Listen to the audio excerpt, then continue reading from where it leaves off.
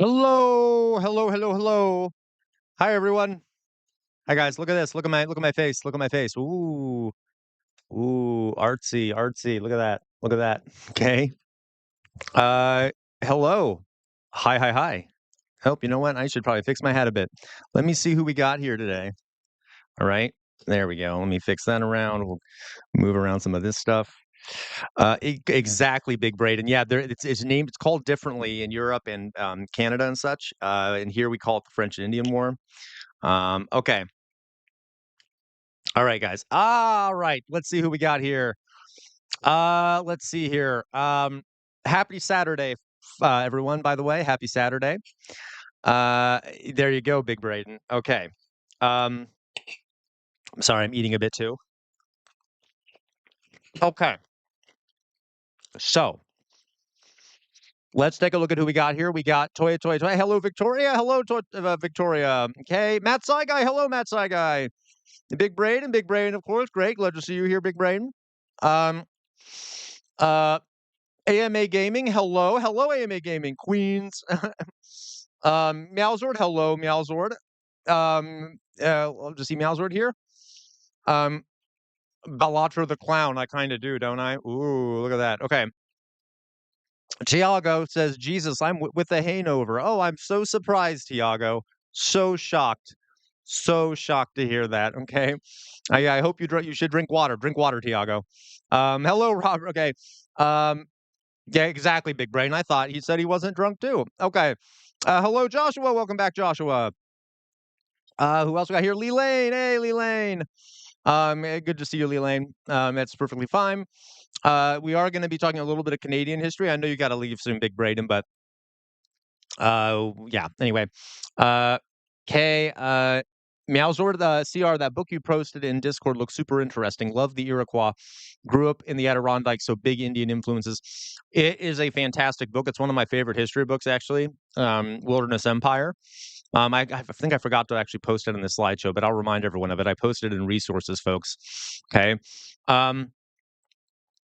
Okay, who else we got here? Macy, hey Macy, do you like it? Do you like it, Macy? I know you're all about the art, so I tried to art it up a little bit here. Okay, maybe I should have put this stuff on that side so people could see it better. Robert, hello, Robert. Welcome back, Robert. I love to see you here, Robert. Um, I know, Tiago, you actually handled your blackout drunkenness very well. Okay, anyway, just kidding, Tiago. So, folks, we got some things to talk about, and I'm already in the jester hat. We have a 10 super chats. If we get 10 super chats of $2 or more, I will do a gaming stream. So I will normally I go for about two to 2.5 hours. And if we get 10 super chats, I will at the end of that 2 hours, I will switch over to gaming. And for maybe a few hours or a couple hours, I will game some. So if you want to see a gaming stream or you want to kind of extend our evening together, feel free to send a super chat. Also, um, uh, so yeah, that's what's up. That's what's that. Okay. What else was I going to say here? Okay, so we're going to talk about a few things. The first thing, of course, I got to do my little lesson thing, and then we're going to do do some Charlie Kirk updates as always for recently, and then we can just chat a bit. We can do some Discord reactions. Forgot about that. So we got a lot to do. Okay. Also, I believe I forgot to post this. Let me post it real fast. It'll also count if you don't want to send a super chat. You can also in the where is this? Okay, in the I'm going to post it, and you can also send me a buy me a coffee, which I will put in the chat now, and then I'll pin it. Okay, so in the chat, I'm putting the link to buy me a coffee. I actually get a bigger cut of that than I do from the super chats, but please send me a super chat if you would like to. I take whatever I can get. Let me just put this out here real fast. Support me. Okay, and also the link to this is also in the description of the video per London suggestion. So there that is. And okay. Okay. All right, guys. So let's get started, shall we? Now, Please also like the stream. Like the stream. I've got to do my little self talk here. Oh, you know what? I need to turn on my fan. Give me a second.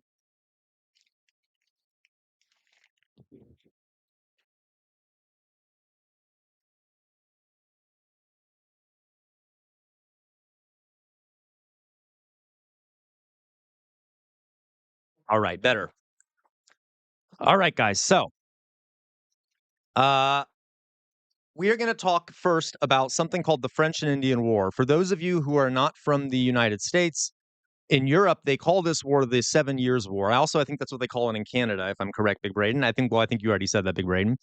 And it is fitting that I'm wearing the jester hat and jester makeup for this because it was a mess. Okay, kind of comedically so. I think enough time has passed that we can kind of laugh at some of the incompetencies of this war. And it's very important for understanding a whole bunch of things in modern day America. Okay, modern day North America. And I think you'll all find it super interesting. Okay, and it doesn't often get talked about that much in schools. It might be brought up if you're like in an AP class, but not very much. And I think it's very interesting.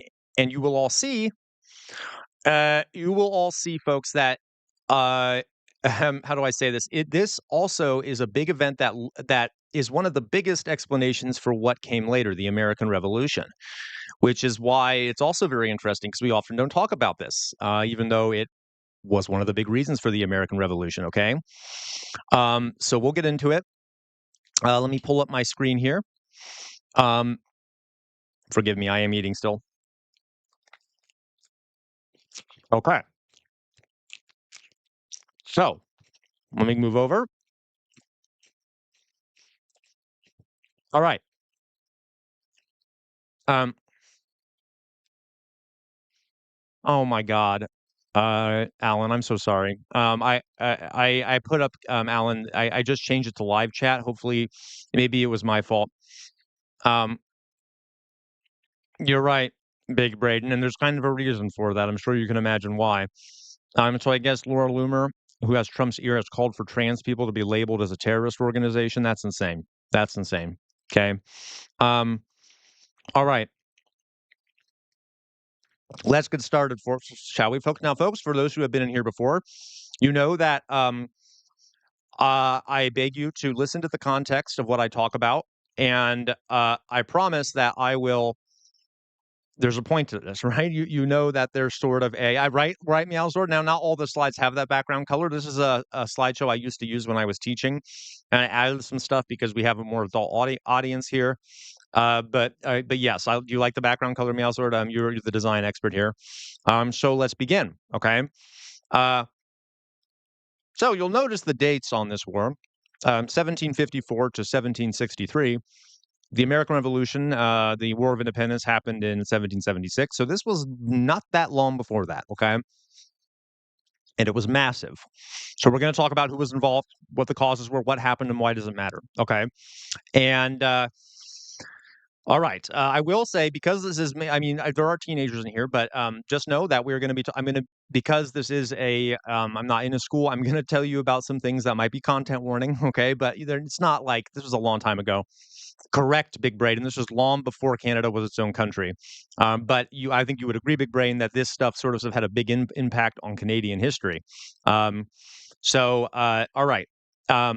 So let's go. Let's start here. So first of all, again, I'm going to give you context. Don't get bored and leave. I promise, because I will hit you all with the conclusions and stuff as we're going along. Okay.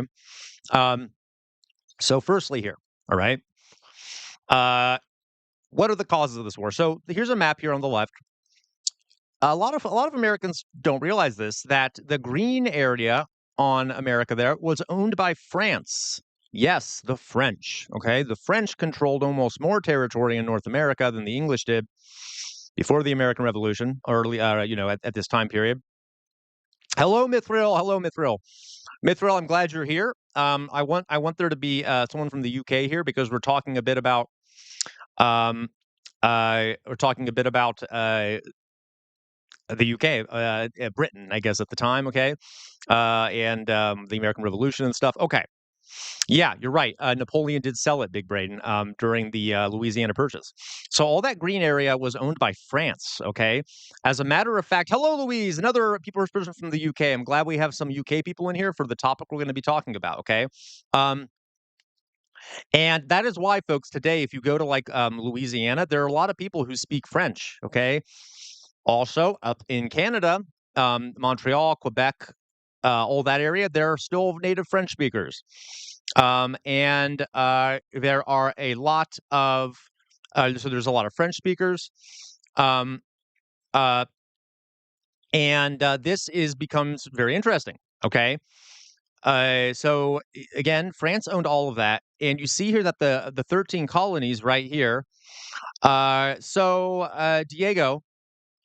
please go to an emergency room. I'm not joking. Go to an emergency room immediately. All right. Call 911. Okay. Please. If you need to, send me a private message. Do whatever you need to do, but get to an ER. All right. Okay. So folks, the French basically, we, yeah, correct, King Alo. So Detroit, Detroit, right, or Detroit. I don't speak French, but was named after it was a French name. Okay, so a lot of this stuff um, is very important. Okay, now, so again, France owned all this green area. That is a lot of area, and they built a bunch of forts there to sort of stop the English. So the yellow area, those are the British colonies that would end up becoming the United States. Has a thin little line right here, and then the French own all of this. And however, there was a much larger population in that yellow area than in the green area. Okay. And of course, there were also tons of Native American groups, tons of First Nations people all around this area, who were still had quite a bit of influence even then. Okay, so okay. And then down here, the red was owned by Spain. Okay, so I'm not trying to overemphasize this, but you have to understand the war. And Russia owned the coast of Alaska. Okay, which we ended up buying from them. And you have to understand, folks, that this war we're about to talk about is largely a war between these different empires trying to gain control of North America. Okay, well, I'll continue. Okay, so I'm going to tell you a story. As I said, a lot of this territory was disputed between France and Great Britain, Britain, I should say, the British Empire. And in Ohio, which is where I live, there was this little trading village. Okay, there was this little trading village called Pickawillany in Ohio. You can go visit it today. There's a little plaque there. All right, and so this is what happened, right? As I said, Native Americans are very important in this, and the French were trading with them, trading furs. So they would sell Native peoples things, and then the Native peoples would provide them with furs, which they would then take back to France and sell. There was a lot of trade going on. So there was this trading village called Pickawillany, right? And it was located in the part of the Ohio Valley where there was where the English and the French had claims. Okay, they both claimed it was their territory, and this Pickawillany was the head of this village was a guy by the name of Old Britain, who was a chief, a native chief, and he was trading with the French. All right. I'm sorry, he was trading with the English. Okay, he was trading with the English, and the French got word of this, and they did not like the sound of it. Okay, because they're like, no, how dare you trade with our biggest competitor? So they sent a delegation to good. Thank you, Diego. Okay. They sent a delegation to Pickawillany, the French did, and they basically said to them, hey, hey, Mesmechia, which is also the name of Old Britain, you gotta stop trading with the English. Okay. You gotta stop trading with the English. This is French land. Please stop trading with the English. We don't want to get violence. Okay. We don't want some violence happening. And Mesmechia goes, get off. Okay, get off my land. I can trade with whoever I want. I'm an independent a tribal group. You get away. Okay. The French were not too happy about this. So They sent a second party. They were also rebuffed. So then they sent an armed group of raiders, comprising of both natives and French soldiers, French regulars, and they attacked Pickawillany. And they burned Pickawillany to the ground. And then, again, content warning here, they found Mesmechia. They tore out his heart, and then they cooked his body parts and ate them. Sent, I believe, one of his body parts. Well, I'll explain here. And they ate his heart, they ate his body parts, and then they let a few of the British traders survive, and they sent them back to the colonies with a piece of Mesmechia's body. And they basically said, tell people in the colonies to stop messing with us. Okay, this is our land. Don't be trading on our land. Pretty brutal. All right, pretty brutal. And for the sake of it, and this happened in 17. Yeah, Joshua, pretty barbaric. Now, again, I will say there were a lot of native groups who practiced a ritualistic cannibalism as a way of intimidating their enemies, and the Europeans were just as bad. Okay, typically, the Europeans would just cut off your head and use that as an intimidating tactic. So, but again, I want you to think about how this made English colonists on the East Coast feel. There was more, okay? So that sort of sparked a lot of fear amongst the 13 colonies, like, oh crap, we're going to be killed, we're going to be eaten, and things like that, and mixed with a lot of racial ideas about natives doing this, even though it was also the French that did it, okay? Okay.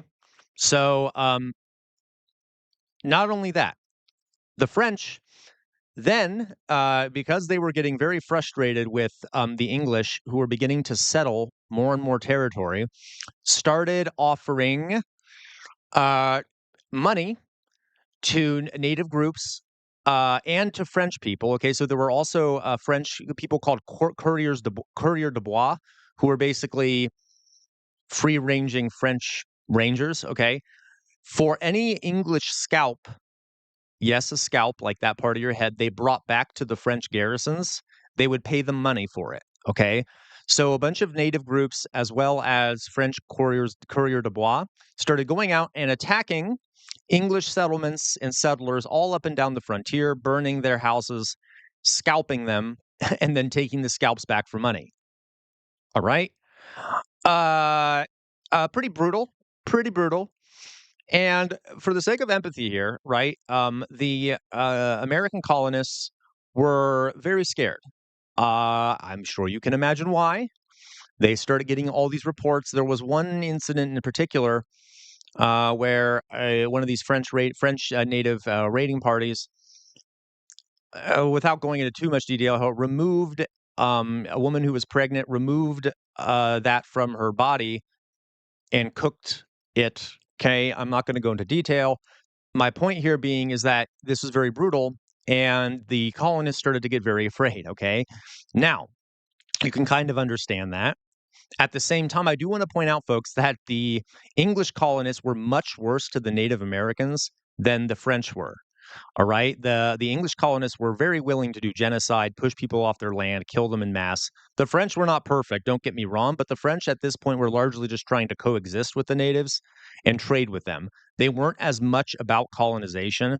There was some of that, but not as much as the English. So I don't want to make it seem like I'm demonizing Native Americans here. You have to understand too, they had been dying of disease. They had been very mistreated by the English settlers. Okay. So you can see here probably some tension building, right? Okay. That brings us to someone you all are probably familiar with, right? George Washington. Now, in response to these raids and scalpings and things like that, George Washington is sent by the governor of Virginia to sort of defend the frontier. And he goes out there and he sets up, he sets up a fort called Fort Necessity. And later, well, they also sent a party. They set up a fort at a place called Pittsburgh, by the way, which is the modern day city. Okay. And they sent George Washington to deliver a protest to the French for their actions on the frontier, and they ignored it.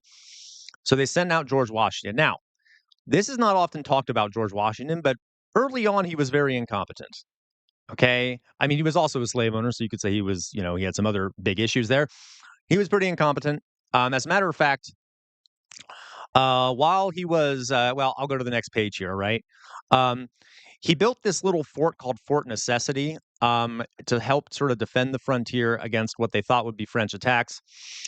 And uh, correct Mithril, named after Pitt the Elder. Absolutely Mithril, okay? Because there were no Americans yet. The 13 the colonists viewed themselves as English. Yeah, okay. So yes, he did. He had slave teeth in his mouth. Washington did. Okay. All right. So he built this little fort called Fort Necessity, and just to show you kind of how incompetent he was, he kind of built the fort in the middle of a valley with raised hills around it, which made it very exposed to being attacked. On top of that, the French actually sent a delegation to him to try and discuss peace, and he ordered his troops to kill the diplomat, and accidentally killed this diplomat who was coming to talk peace. Oops, oops, oops, oops. Okay.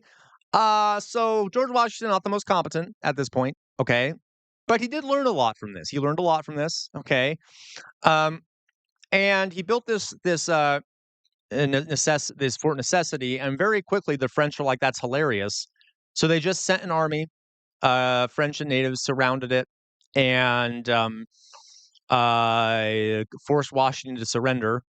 Okay, exactly, Tiago. Fortresses should be on top of a hill.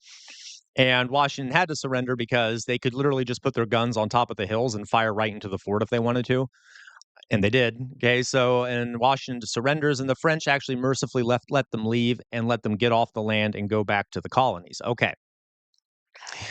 So again, folks, please hold on with me here. Okay, I know it might seem a bit. Okay, I promise I'm getting to some stuff. Okay. Well, as all of this stuff is happening, the French were actually very close to places like New York City. They could have marched in there. Yeah, David. Yes, David. Okay. And in 1954, war was obviously seeming inevitable. Okay. Me too, Tiago. I do feel bad for the troops. War was pretty much seeming inevitable. I know, right? Big brain. So the colonies, remember how I said why this is important for understanding early American history. So before this point, the colonies were almost like separate countries. Like people in Georgia viewed themselves as English Georgians. People in Massachusetts viewed them as New England, Massachusetts English people. Okay. And at this point, though, the colonies start thinking, oh, we ought to work together because we are under threat collectively by the French. Okay. So you literally start seeing at this time you're starting to see an American identity developing because of this threat. And as the French are doing all this and scaring the colonists, the colonies sent delegates to Albany and New York to discuss a strategy for common defense. This is one of the first times we see a meeting like this, where all the colonies get together and start talking about taking collective action. They approved a document by Benjamin Franklin that was written by Benjamin Franklin that promoted a government, like a colonial government, separate from the British government. Okay, now it was still under the British government, but they started proposing that as a way of mutual defense. And the idea here was that they would have representatives from each of the colonies come together and work on mutual defense. And he made this flag here. And probably people have seen this before. Not this flag. This was like a political cartoon. And you can see here, it basically shows the colonies like South Carolina, North Carolina, Virginia, Massachusetts, New Jersey, New York, New England. Yes, David. Yeah, I haven't. I've heard of it. I haven't seen it, but I've heard it's okay. And it says join or die. The idea being here that we better all unite as colonies in a single sort of political unit, or we will be destroyed by the French. Okay, so you can see here an American identity starting to form, separate from the British identity. All right. Let me just take a look at it again, folks. If we get 10 super chats, of $2 or more. I will do a gaming live stream after we're done. We're done here. Okay. So yeah. Okay. So I'm just gonna double check something here. Okay. Now let's go on to the next page. All right. All right. So that is, you begin to see that form. Now, again, folks, please stay with me here. Stay with me. I'm weaving a narrative for you. I'm weaving a narrative. So let's talk a little bit about muskets. Okay, this will make sense, right? First of all, let me say this. Remember, the colonists were English. They were part of Britain. Right, Meowzord. Okay. They wanted their government, the English crown, to protect them from the French. And the English crown was struggling a bit to do this. So, let me take a step. That's one of the reasons why they were talking about forming together to defend themselves. Muskets. I got to do a little military stuff here to make this make sense. So at the time, people used guns. Who would have thought? Okay. And the most common type of firearm was a musket, which is this thing on the left. Okay. And it was a very inaccurate weapon. It was smooth bore, so the bullet wasn't very accurate. And you would typically, like in Europe, the common way of fighting was you literally standing these straight lines, which I have on the right here, right, Big Braden, okay? Because it's like a giant shotgun, right? So you put all your people in a line and you kind of have them all fire in the same general direction. And the hope is that some of your bullets will hit the other side because it's a very inaccurate weapon. And then almost always at the end of the battle, the European way of combat, you take this thing, this blade right here, this is called a bayonet, and you would just charge at the other side and start stabbing them to death with this bayonet. Because you could basically only fire like a few shots a minute with these things, like maybe 3 or 4 shots a minute. Very slow loading, often very, very not. I know, right, Big Brain, and very much not accurate, very much hard to load, and oftentimes would misfire or not fire at all. And if it was raining, good luck. You're just going to have to stab each other to death with the bayonet. Okay, not a very good weapon. But this made it so that the main tactic that was used in Europe at the time was literally marching in these straight lines. And you're warring that way. Okay. Meowzord says, Big Braden, this was the only time in history it went to woke. That's true, Robert, like a big blunderbuss, okay? Went woke, from woke guns to not woke, right? Okay. Again, folks, by the way, if I talk about the Second Amendment to our Constitution, this was the kind of weapon they were referring to. They were referring to a deeply inaccurate weapon that required groups of men to fire it at once for it to have any sort of good accuracy, which is why they mentioned militias in the Second Amendment. This is not referring to things like AR-15s or assault rifles, okay, which are deathly accurate and fire multiple bullets, hundreds of shots a second, okay, or whatever it may be, okay? So again, side note there. So think about this. That brings us to this guy, Braddock, Edward Braddock. So the British ended up sending a force of British regulars, troops over to march against the French. And it was headed by a guy named Edward Braddock, this guy right here. And this guy was a classic English aristocrat at the time, okay? Very much, and for the English folks in chat, I think you'll know what I mean here, okay? Very stuffy, very much had a superiority complex. He viewed the colonists as sort of like peasants who were whining too much and complaining too much. And he was trained in those traditional European tactics of standing in lines, marching in lines, and not great. Okay. As a matter of fact, when he came over, George Washington, he was appointed to being like his second in command. And George Washington basically begged Braddock and was like, hey, you cannot use the same methods of warfare you use over in Europe in the woods of North America. You can't really march in lines and straight lines and stuff when you're marching through a forest. It won't work as well. And the Native Americans and the French are very adaptable. They will hide behind trees. Okay. And Braddock was basically like, oh, and this is not a direct quote. Okay. Oh, you peasants, you have no idea. You filthy colonials. You don't know what you're talking about. Okay. Shut up. I know what I'm doing. Okay. I am an aristocrat, etc. okay, which very much angered Washington. And a lot of the colonials that were there started to get very frustrated because remember, they're relying on the British Crown to protect them. So this is what ends up happening. Braddock takes his army, and I think you can all see what's going to happen. And he marches it directly into the woods towards the French in straight lines. And the French, with a much smaller force of Native Americans armed with muskets and Frenchmen armed with muskets, ambushed Braddock's column. Okay. And, yep, into the woods, die. Okay. And was wiped out. This force of British regulars was shot down. I feel really bad for the British soldiers actually, because it's not like it's their fault. Okay, got massacred. And even though they had a great advantage, okay, of superiority, they were absolutely wiped out. And Braddock himself was killed. The French, actually, leader of the French was actually also killed. But and why they were killed? By the way, if anyone's ever played Assassin's Creed, you can actually forget which one it is. It's the one where you're in North America. One of the missions is to be in this battle. Okay.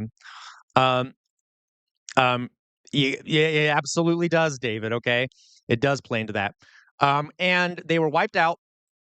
And the reason that the French won, yes, Assassin's Creed 3. Okay, is they did the very complex tactic of hiding behind trees and shooting their weapons. Now, if that sounds not very complex, it's because it's not, but the British forces literally just stood in lines and were just kind of cut down, and they'd fire into the woods, but the French and Indians would be hiding behind trees, and it would stop the bullets. Oops. And Braddock was wiped out. Okay, here is an image, a very famous painting of the event. And you can see here Braddock has been shot, okay, and he ends up passing away. And here is Washington standing next to him, kind of looking annoyed and like, Jesus, man, why didn't you listen to me? Okay. Um, and this was only the first in a series, right, Louise? Okay, right. Uh, this is only the first in a series of very humiliating defeats for the British Army. They tried this a second time. They tried it a third time. They kept marching into the woods and getting wiped out over and over again, multiple times. Meanwhile, the French were raiding up and down the frontier. Now, this brings us to some important points. How do you think this made the American colonists feel? Okay. They were like, our government, it cannot protect us. They are not listening to us. They are deeply incompetent, sending these forces into the woods despite our protestations about it. Okay. Um, so we there and the American colonists there, the English colonists started to think the British can't handle this. Okay, we can only protect ourselves. Our government can't even protect us. Um, which started to further cement that idea of an American identity, that the British government could not protect us, which is their one role. Okay. Eventually, eventually, uh, the British were able to win this war. All right. Oh, you know what? I forgot to show you something. So I'm going to show you a clip now. There's a movie called The Last of the Mohicans. It is not great in a lot of ways, but just to show you what Braddock's defeat looked like, okay? There is a scene in Last of the Mohicans where they kind of reenact this. It's not exactly the same as Braddock's defeat. And it is a very romanticized, and of course, there's white people who are always heroes in these things. So you're going to see like these white people who are heroic. But I want to show you what this actually looked like, and it is a bit brutal, but I'm going to show you anyway. It's kind of an older movie, so it's not terrible. But let's see what this battle would have looked like, okay? And how the incompetence. All right. So let's watch this. By the way, modern day American special forces started out adopting Native American tactics. But anyway, here we go. happened, okay? They make it out in this movie as though, well, the British ended up surviving because these allied natives came around and saved the day. That did not happen, but this is still kind of an interesting, it's kind of cool. It's a case your aim is any better than your judgment, which is kind of true, right? They were not, their judgment was very off. Okay. So there you go. So you can kind of see what that may have looked like sort of historically. He could drink my milkshake, right? Meow Zord, okay. So, all right, let me go back to this. So that was Braddock's defeat. It was just a complete massacre, okay? Uh, all right. So eventually the British did win this war, okay? They won it because they adopted different tactics, and what they ended up doing was they had a more powerful navy, so they cut off French supplies to the New World, and then marched an army up to Quebec and kind of took the main French cities. But this was extremely expensive. And remember what I had said before, they had been very incompetent in protecting the colonies. In another instance, okay, American colonists had actually organized themselves and taken a French fort called Louisbourg by themselves without British support. Um, and then the British ended up trading that fort away. Anyway, the colonists were upset, okay? And this was very expensive, all right? Again, eventually, the British did end up winning the war. And the French were defeated. Now, what ended up happening here is that the French, at the end of this war, had to cede all the territory they had, all that was theirs. Most of it was given to Britain. Okay, so they lost all this territory. It was given to Britain, but the British were irritated because they thought that the colonists were responsible for this war, which is kind of true because the colonists kept settling and stuff and causing issues with the French. So, as part of this treaty, the British did something called the Proclamation of 1763, which banned American colonists from going past this line. You can kind of see it on the map here, this line between the orange and the yellow. No more colonizing past that line. And if there's one thing true about American colonists is that they love taking Native American land and settling beyond that line. So not only are they like, oops, our government can't protect us. Not only can they not protect us, they also are preventing us from taking more land from the Native Americans. That we're very upset. Okay, I'm going to go on here. So. And that was called the Royal Proclamation. You can see it on here where they limited colonial expansion. And Britain went into massive debt because of this. All right. So if you're the king, and you just went into a massive debt because of defending the colonies, and you think the colonists are responsible for this war, what might you do to raise money? I think we can guess. Put taxes on the colonists, which, as we now know, ended up sparking the American Robert, taxation. And this is what ended up sparking the American War of Independence, the Revolutionary War. But remember, it wasn't just this taxation. The colonies were already very agitated that they felt that their government couldn't protect them, that they had been deeply incompetent in protecting the colonies during the French and Indian War while they were being slaughtered, and they had already formed a government for the sake of mutual defense, okay?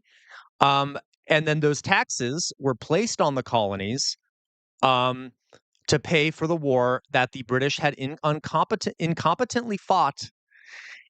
And you think that made the colonists happy when they're like, you're taxing us for a war that you waged incompetently and didn't defend us from, okay? um, so Oh, not only that, you also are not letting us slaughter and take out. I know, right, Mithril? And you're not letting us slaughter and take out more of the Native Americans after the war. And that is my presentation. Now, I'm going to go back to my face here. I have a few more comments on this. These is not something that's talked about much in American history classrooms, but all these things combined definitely had a major influence on the American Revolution, including the fact that the colonists wanted to settle and take more land from the Native Americans. They wanted to do more genocide, and the British wouldn't let them. Okay, the British government wouldn't let them. Okay, and this is also correct, David. Okay, the Brits kind of became a bulwark against the British government became a bulwark against that. So when you learn in history classes that the American Revolution was about taxation without representation, there's a lot more to it than that. Okay, um, and yeah. And by the way, that war was the first time we saw the development of an American identity. So it wasn't with the foundation of the United States; it was with the French and Indian War, which is never really gets talked about. Okay. All right. All right, guys. Let me see here who we have here. And of course, the natives all got the bad end of the stick on all of this, as always. Folks, please like the stream if you haven't already. It'll help bring more people in here. Again, if we get 10 super chats of $2 or more, I will do a gaming stream at the end of our regular scheduled streaming. Yeah, or you can support me by going to buy me a coffee, which I pinned at the top of the page there. Okay. Or you can become a member for as little as 99 cents a month and get access to a bunch of cute little emojis. As David Leibowitz, thank you, David, for becoming a rebel. Yeah, Duke Tojo, exactly. If you play Assassin's Creed 3, you will get to play in Braddock's defeat. Okay. For as little as 99 cents a month, you can support me and the channel. That's okay, Duke. Oh, David, it absolutely does. It absolutely does. And as a matter of fact, David, I will count that as one of our. So if we get 9 more, we already have one from David. We will get a. We will get. We'll do the gaming stream. Okay. Um. Okay. So there you go. That's my little presentation, folks. Let's move on now to the next topic here. I was sent a video. Let's talk a little bit about the Charlie Kirk stuff for a few moments. All right. Let me pull up my screen here. Where did I put this? Oh, I don't know. Matt Saigai. Let me see here. Matt Saigai. I don't know, Matt Saigai. It's weird. I don't see them anywhere. I don't know why your messages aren't showing up. Are they? I mean, what are you like? Are you spewing slurs or something? I doubt it. Okay. That's so weird. I wonder why they're censoring so many chats. I have the live chat up. It's not the top chat like it is sometimes. Really? I don't know why that's happening, folks. I have all the settings right. I'm looking at it now. Bizarre. Okay. I don't know what's going on there, guys. Sorry about that. You can, if you want to, go over to Twitch. Maybe it'll work on there. I'm a Casual Revolt 1 on Twitch. Also, folks, if you want to support me on Twitch, if you have Amazon Prime, you can go over there and for free, you can subscribe to my channel for a month, and I will get some of Jeff Bezos's money for that, and you won't have to pay anything. But that's just something else you can do to help support me. I'm trying to see. I don't think there's. Yeah, okay. I'm not sure what that is, guys. I'm sorry about that. Okay. So I was sent a video, because as we were talking about before, the concern here about this is a Fox News clip. I'll pull it up here. It's YouTube. Okay. Thank you, Tiago, for following me on Twitch. Hello, Tiago. Hello, Tiago. Let me put the live stream. So this was a clip from Fox News. I guess this doesn't really have to do with Charlie Kirk, but I just want to show you the kind of brutality that is being advocated by the right wing here, just openly, if your guys are not surprised. Yeah, meows what it is. So let's hear what Fox News has to say. Hey, I'm open for it, Tiago. Okay, I'm open for you annoying me on two fronts. So, okay, let's watch. A lot of them don't want to get the help that is necessary. You can't give. Okay, I'm going to start it over. They have given billions of dollars to mental Oh, health thank and you, the Matt homeless Saigai. Thank you very population. much. A So, lot of thank them you. Have a don't little want to to take the start. Thank you, Matt programs. Saigai. For the super chat, we are now at 2 super chats, folks. I know it says 1, but we're at 2. If we get 8 more, I will do the live stream, do the gameplay later today. Coach, you can also send me something on the coffee thing, the buy me a coffee. I'm gonna actually check now because I will also count those as super chats. If you do it there as well. Let me see if I've gotten yes. Oh, thank you, Matt. Thank you, Matt Saigai. So Matt Saigai also. So we're actually at what? That puts us at 3 now. So we only need 7 more. Thank you, Matt Saigai. Okay. All right. Let's continue. A lot of them don't want to get. Okay. And by the way, they're talking about what are they talking about? They are talking about homeless people. Okay. So this is them talking about homeless folks. Let's hear what Matt Saigai or not Matt They Saigai. I'm have sorry. given They have to say. billions of dollars to mental health and the homeless population. A lot of them don't want to take the programs. A lot of them don't want to get the help that is necessary. You can't give them a choice. Either you take the resources that we're going to give you, or you decide that you're going to be locked up in jail. That's the way it has to be now. Or involuntary lethal injection or something. Just kill them. Yeah, Brian, why? Did we all hear that? Did we all hear that? Or involuntary lethal injection?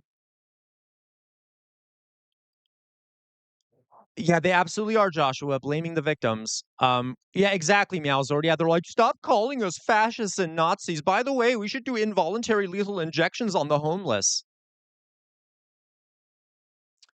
And a reminder, folks, Fox News is the most popular legacy news outlet in the country. More people watch it than they watch CNN, MSNBC, etc. Okay, that's so weird, Matt. So I don't know why it's censoring people's chats. I don't even know what to say about this. This is disgusting, is it not? Or even the fact, even if they were just to be locked up, like that is also very authoritarian and horrific. Exactly. It's like, yeah, right, Meowser. It's like I have a final solution, right? That's kind of what it sounds like. David, they always get people from minority groups to defame their own people. Absolutely. Absolutely. Candace Owens, whoever that guy is on the left, I don't know what his name is. Even Milo Yiannopoulos, who is a gay man. Well, he says he's an ex-gay man, but he's a gay man. He has like a best friend that he lives with. Okay, he's a gay man.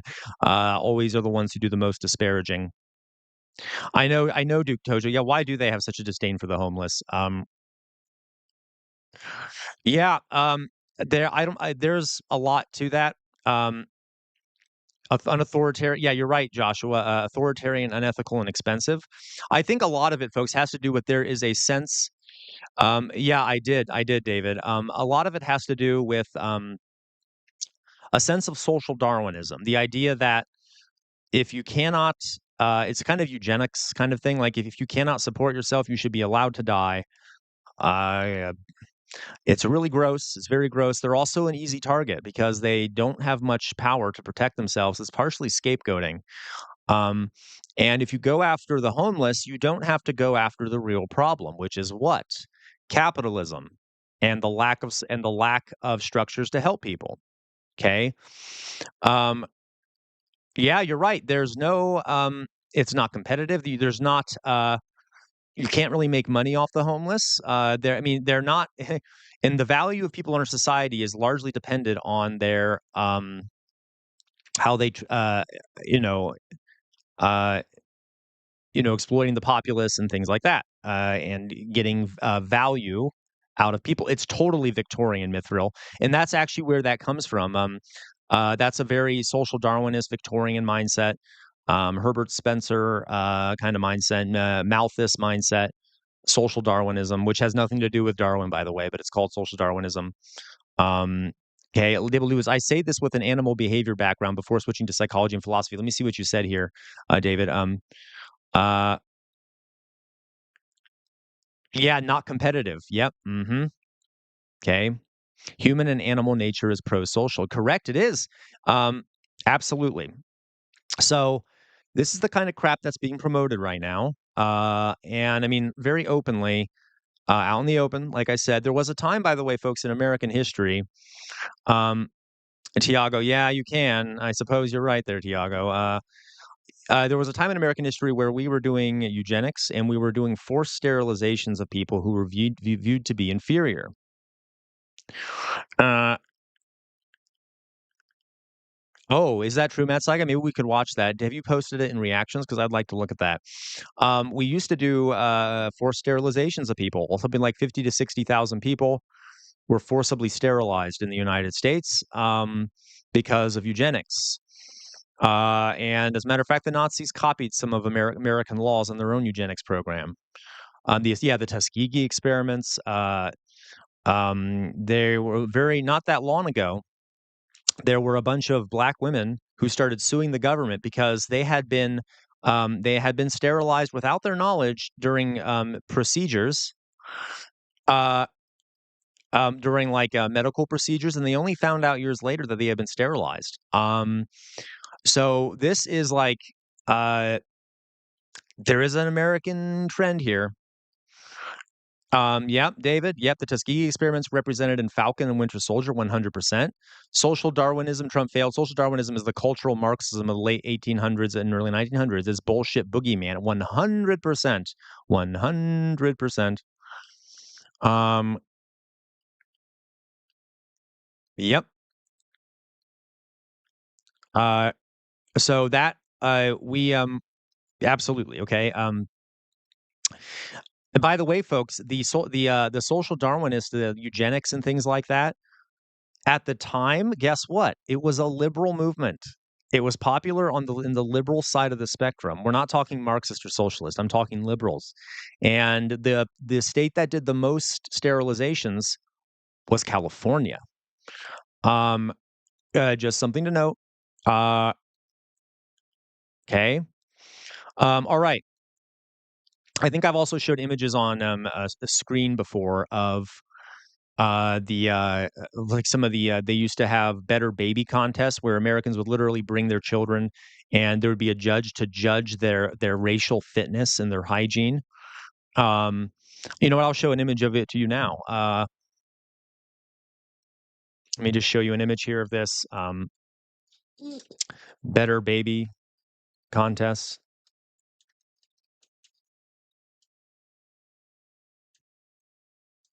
Yep, here we go. So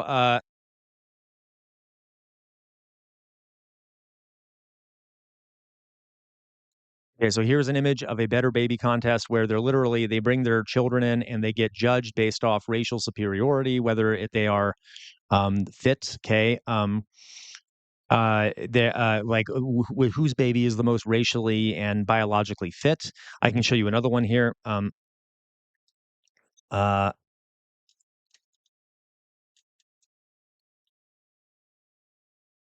Here we go. Here's another image. This is you guys probably can't see it very well. I'll try to pull it up so that you can see it better. Here you go. This is literally like a state fair, and these women and the women and their children are placed in the middle of a stadium, being judged for their racial fitness, their biological fitness, and given medals for the one who's considered the most racially or biologically fit. This was very common back in America. Okay, Matt Saiga, that's a really good point. Let's actually do that now. I also will say this. I'm going to pull this up.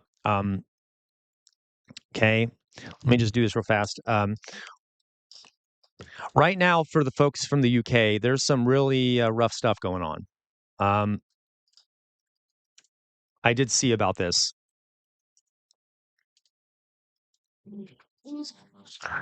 All right. I said, so, I don't this is live. A conservative or a Christian. Do you want me on this? You said, I want you to teach the course you've always wanted to teach. You tell us. Okay, so this is live. So this is going on right now in England. These are, yep, you're right, Meowsor, correct. Oh God, what now? Is it the anti-immigration? Yes. Yeah, we do, Mithril. We have a big problem with it. You see here? These are thousands of right-wing protesters, anti-immigration, far-right protesters in the streets as we speak. Yep, this is right now, David Leibowitz. This is live coverage. Thank you, Meowzord. Yes, you're right. This is, I should say, anti-white immigration protests. Thousands of people. If there are any of our friends here from the UK, do you live near here? Have you seen any of this? You notice they're waving this flag right here. If you'll remind me, the white background with the red cross. Um, oh, this was on earlier, so I guess it isn't actually. Okay, so this might not actually be live then, right? Because if this was um oh, you're right. That's a good point, guys. You're right. I could be wrong. It says it's live, but I might be. It probably isn't live. But these were going on earlier today, I should say. Um, these massive anti-immigration protests. I want to see if we can find. We'll watch this Channel 4 thing here. Tommy Robinson's long organised march, titled Unite the Kingdom, was accompanied by a side of religion, some people bringing crosses, others dressing like ancient religious orders. Yes, oh, Jesus. Yeah, you always know that's like such a European dog whistle if you're dressing like ancient knights and things like that. Not great, okay? It's like, yeah, it's kind of like in America if people dress up like Confederates or like, okay. Nice temper. If you stand for your freedom, lift your voice and... Oh, I see. But the Unite the Kingdom protesters, Tommy Robinson's group, caused the most trouble. They stand up to racism protest, was led mostly by women, I believe, and were fine. Cool, calm, and collected. I got you. So, Louise, you said Unite the Kingdom protesters were the ones causing the issue. I know there were other protests too. Oh, I see, Matt Saigai. So there's also Stand Up to Fascism. Yeah. Okay. Yeah, the flag reminds me of the Crusades too, right? Yeah, I hope they have their protesting license. Canada is live. Are there protests in Canada, Michael? So again, let's see. Speeches were opened with a rendition of the Lord's Prayer. Our Father, who art in heaven.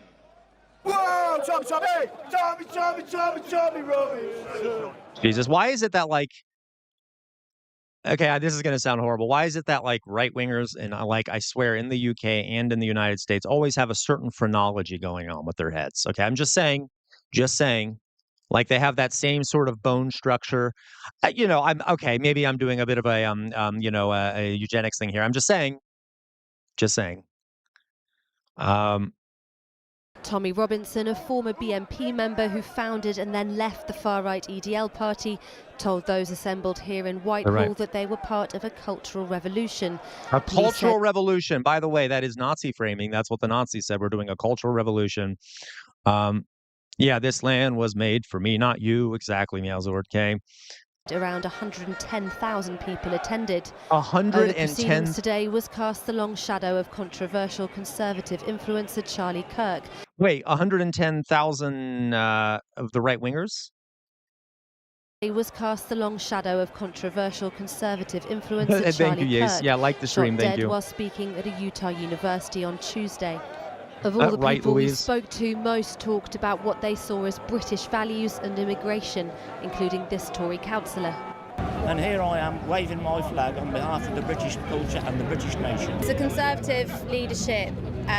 You know what I like about this, folks? For all of my UK friends in chat, and well, everyone, right? Like the folks that are like super hyper UK nationalists, British Empire nationalists, whatever you mean, like old British Empire nationalists. Like, what has it done for you?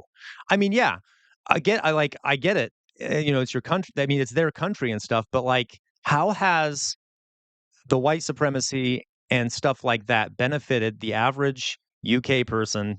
Okay, it's just like it's the same thing in America, right? Like anyway. And Reform as well have avoided this march because they see Tommy Robinson seeing the anti-Lennon as being too extreme. But you are here. Does that matter? No, I think on the way here I've met a number of people that are here for the same sort of reasons that I am. It just seems it's two-sided politics. It's good for them, but we're not allowed to say how we feel when it's our country, and I think we should have some say in it. And when you say them... Yeah, when she says it's our country, we all know what she means. That's fair, Louise, you're right. And same thing with here. Our right-wingers are also have been fed lies, okay? Do you mean? illegal immigrants. I've got nothing against the immigrants, the legal ones, but the illegal ones get everything. God, it's just like it's almost 1-to-1 at this point. Like the comparison to MAGA and like a lot of the right wingers here. Across town, counter-protesters from Stand Up to Racism, led by figures from the left and trade unions, described this rally as a far-right festival of hate. I feel that it's really important to use any opportunity for us all to stand together. Oh, look at her! Look at her little. She has little Eiffel Tower earrings. I love it. And then she also has a little thing here that says "Stand Up to Trump." I love it. Against this awful rise of the right wing and fascism generally, and I feel really angry that the government is doing absolutely nothing to counteract it or stay anything. Tiago, I got to tell you. So Tiago, that's funny. Tiago says, "Hey, don't compare our far right with MAGA. We are still better." I am not saying this because I'm American, but I don't think so. Okay. Yeah. I think all the far right groups across Europe are pretty horrific also.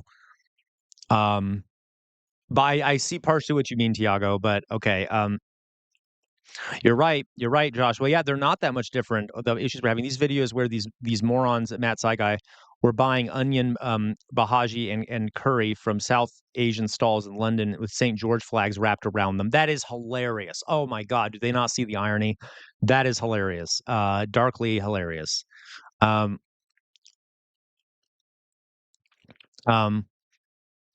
Yeah, well, Trump failed. I see that, but like the far right appears differently in different places.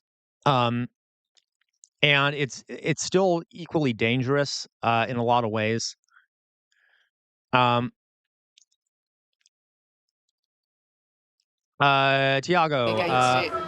I'm offended. How many genocidal maniacs did you have in your history? We have a guy with a mustache. You can't beat that. Interesting you mentioned a guy with a mustache, Tiago, because Hitler had a mustache. He was a European far-right person. Also, the British, a lot of the British far-righters kind of have visions of empire, and we all know how genocidal that was. I am not saying that one is better than the other. I'm saying that all far-right movements are pretty awful. We could find we have a better far right. Tiago, how dare you? You're just trying to start it with me, aren't you? Okay. I will say MAGA's pretty awful. Okay, Trump failed. You may have won the argument. Trump failed. I agree. Their far right is led by Nigel Farage. Okay, that's a fair point. That is a fair point. Okay. More than 1,000 officers were deployed, but despite policing a sterile area between the two groups, the Met said crowds of Unite the Kingdom protesters had breached it in multiple locations, trying to get to the Stand Up to Racism protesters. Some yeah. Oh, look who's starting the are that surprising? Are any of us surprised that the right-wingers here are starting the violence? Officers with projectiles. Police chiefs have warned of a climate of increasing tension and polarity this summer, with community leaders spreading misinformation, they say, on social media, adding those in positions. Yep. Thank you for that, Matt Saigai. Matt Saigai says, I mean, I've heard incidents in the 70s and 80s where the National Front morons went to immigrant focus groups, held in public libraries, ransacked places, badly assaulted people, including pregnant women. Yep. Mm-hmm. Yep. Of power must think about how to reduce tension. The power of words, something so often disputed from all sides. If you are working in IT and still think Python is only for developers or data scientists. Okay, so that is what's happened today in the UK. Not good. I'm going to point out here, folks. So Alan says, why are countries like Sweden that have universal healthcare reform visions of capitalism moving to the right as well? Is full-on socialism the only answer? Oh, Alan. Okay, I'm going to put up my face for this. So I don't have the answer to this. I will say this. There is a theory in Marxism that states that, the issue with reformed, like with social democracies, is that they're still capitalist. So in theory, according to Marxism, you do need a full-on socialist society to prevent fascist takeovers, because as long as you have a partially capitalist society, you will still get fascist movements that can push back against the reforms.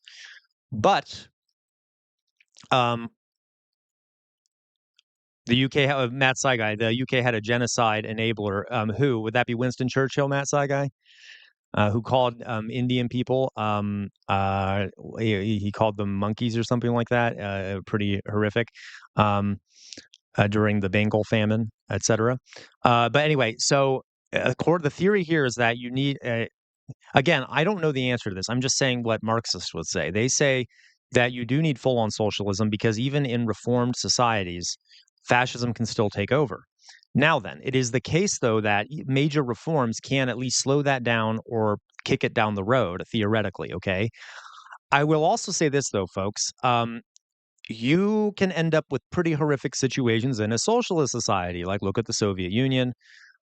This is why I am not necessarily like a dogmatically Marxist about these things, because, like, for example, Stalin was almost just as bad, if not worse, than like Hitler in a lot of ways. Okay, so again, it's complicated, right? I do think major reforms help. I think you need to do more than okay, if that makes sense. Uh, okay, Billy Swift, hello. All right, guys, let me see here. Let me just check to see. Give me a second here. I'm trying to find.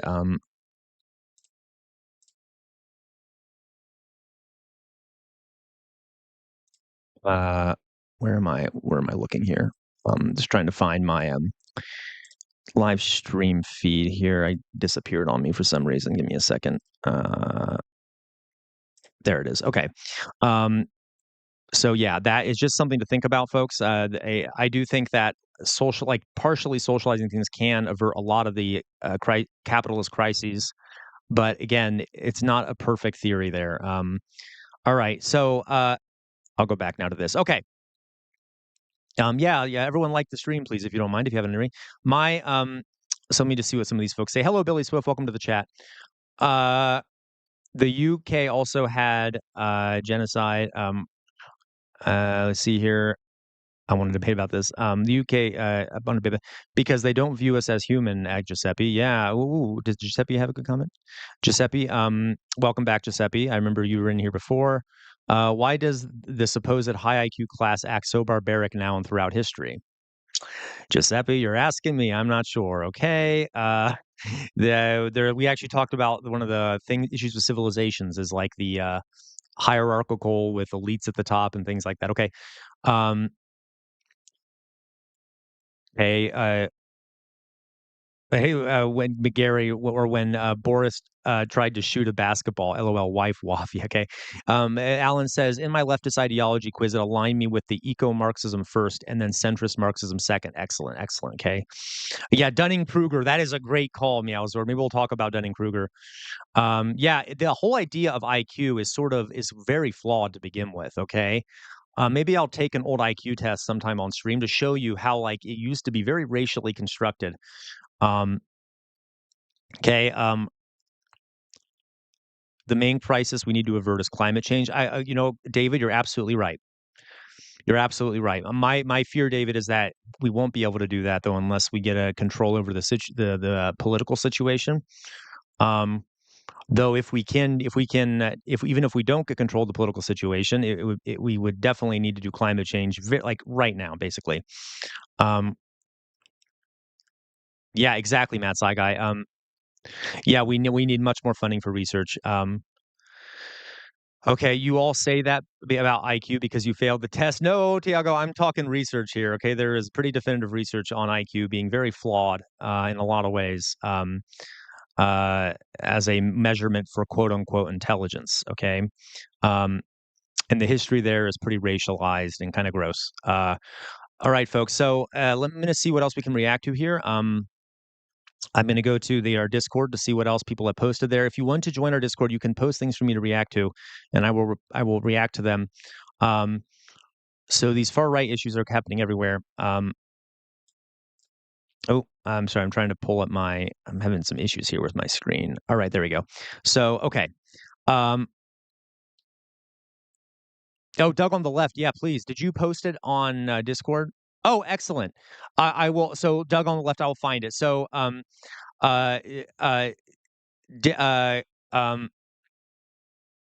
Yeah, you're right, Michael. So Doug, I'm going to look it up. So Doug, folks, Doug on the left, one of our classic members here, one of the people here that's always here in chat, has North Korean currency, and I would love to see it. So he posted in Discord. Let's take a look at some of this North Korean currency. Doug, did you put it underneath reactions or ideas? Where did you post it, Doug, if I may ask you?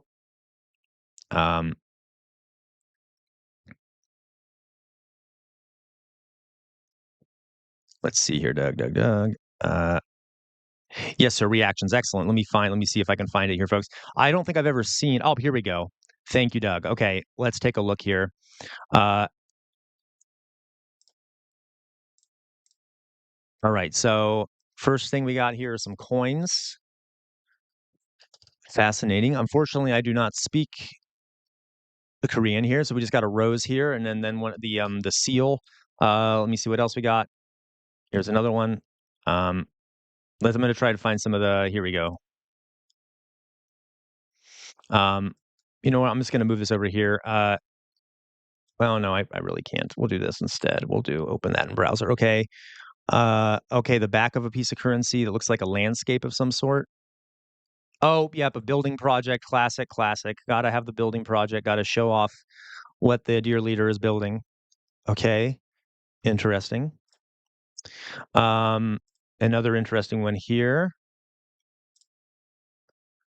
Ooh. That's so interesting. That's just a. Oh, is that the National Museum where they have all those things that people have sent Kim Jong? That's very possible.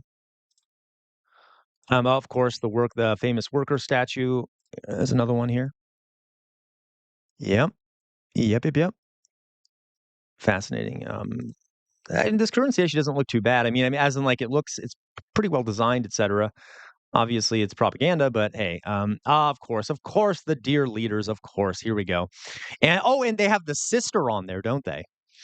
Is this Kim Jong-un, Kim Jong-il, and then the sister, who I know might take power after he dies? That's great. Love that. Okay. She is a little monster herself, in a lot of ways. Oh, am I not showing it? I'm sorry, guys. I am not even showing it on the page. Nobody can see. I'm sorry, folks. Again, my mistake. So here we go. I'll go back to some of these. Here you go. Sorry, guys. I'm a fool. Okay. So here we go. We got we got Kim Jong-un, Kim Jong-il, Kim Jong-un, and his sister, who is kind of slated to maybe take power. I'll go back to some of them since you didn't see it. There's this monument here. Oh, the coinage is aluminum. That's very cool. By the way, for the English folks in America, a lot of us pronounce it aluminum. I know aluminium is sort of an English way of doing it too. But anyway, that's great. We got some more here. I think this is the National Museum. Yeah, that's a good question. Where did you get this, Doug? Did you get this from like a collector or something? Here's another monument. Did you sneak in maybe? And some coins. Let me go back to the other one here. Okay. Oh, here's another good one. This is some good propaganda. Look at this.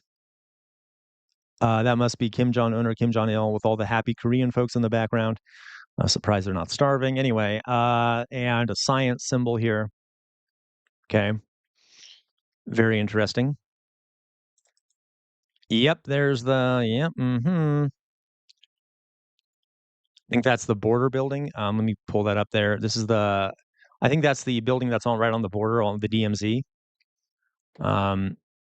Kim Il-sung, who's still technically the leader of North Korea. They're one of the only I can't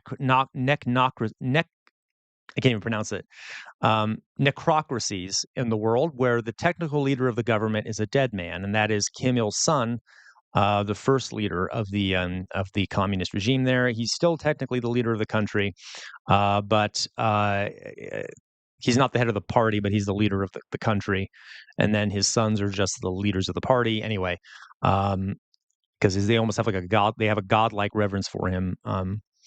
Let me see what else we got here. Thank you, Doug, for these. These are very interesting. Let me see if I pull up another. Let me pull up these coins. That's really cool, though, Doug, that you were able to get these. Okay, these are aluminum coins here. Fascinating. Thank you, Doug, for that. All right, let me find something else here to react to, folks.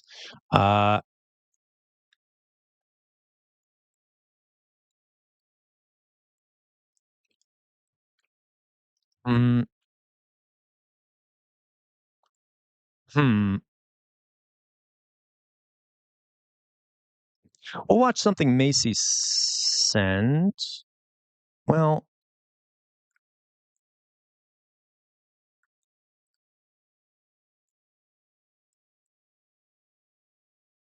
you know what? Let's do this instead.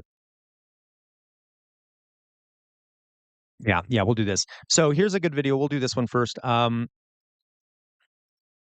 Is Macy here? You know what? No, we'll watch Matt Saigai. We'll watch the Hassan thing real fast. Actually, we'll do the Hassan first.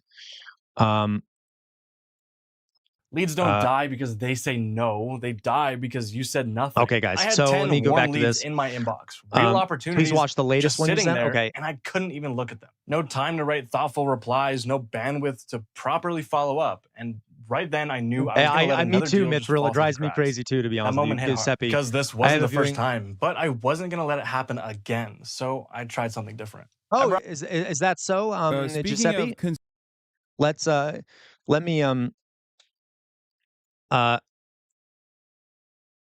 Hassan doesn't monitor who can make money of posting clips. Fans have paid student loans by posting his clips. Oh my God, really? That's amazing of him.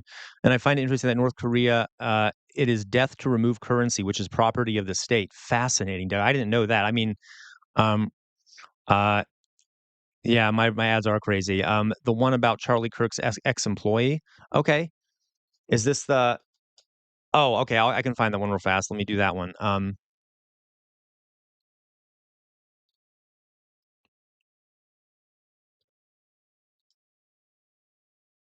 Okay, yeah, let's do that one. So, visit the site here. Okay, we'll do this. Point USA. Okay, so this is an ex-employee of Charlie Kirk's. We'll watch this really fast. Conservative bubble, and then I'll watch a different one. Houston. Shut up. Family was Shut up. conservative, so I just grew up. One second, I wanted to start it over because I missed what she said at the beginning. Okay, Hi, I'm Caroline, so we'll and watch I this used to real work fast. for How do I pause Charlie this? Kirk and Okay, Turning this Point is Threads USA. for you. I grew up and worked for Charlie Kirk It won't pause. and Turning Point USA. I'm gonna lose my mind. I'm gonna start it I over. grew up- Okay, let's just watch it. I'll start it over and then we can watch it. Here we go. And I used to work for Charlie Kirk and Turning Point USA. I grew up in Is he Giuseppe? I'll rural take a look. conservative bubble in the suburbs of Houston. My family was conservative, so I just grew up surrounded by conservative politics. And as a privileged white woman in the conservative bubble, I was never forced to confront politics and really think for myself about what I believed in.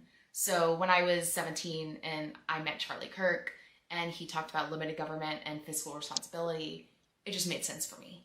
And so from there, I ended up working for Turning Point full-time for part of it during the first Trump election. And a lot of what I did was writing articles specifically designed to scare people and garner traffic and really just ratchet up the intensity of the political moment. And at the time, I thought that I was saving America. I really thought that this was the end-all be-all, and that if we did not fight for these conservative values, America was going to fall apart, and Hillary Clinton was going to ruin the world, and the deep state, I wasn't even a term at the time, but basically the liberal, No way to pause this, I swear on my life. Take over the world, and I genuinely believed that. I really did. But then, in college, I was studying political science, and I started to learn how the world actually works. I started to learn about governance, about the importance of government, and what the government can do. I can't, but we'll just watch and it. a lot of conservative politics stuff just started to not make as much sense to me. Good for her. I started to really question what I believed.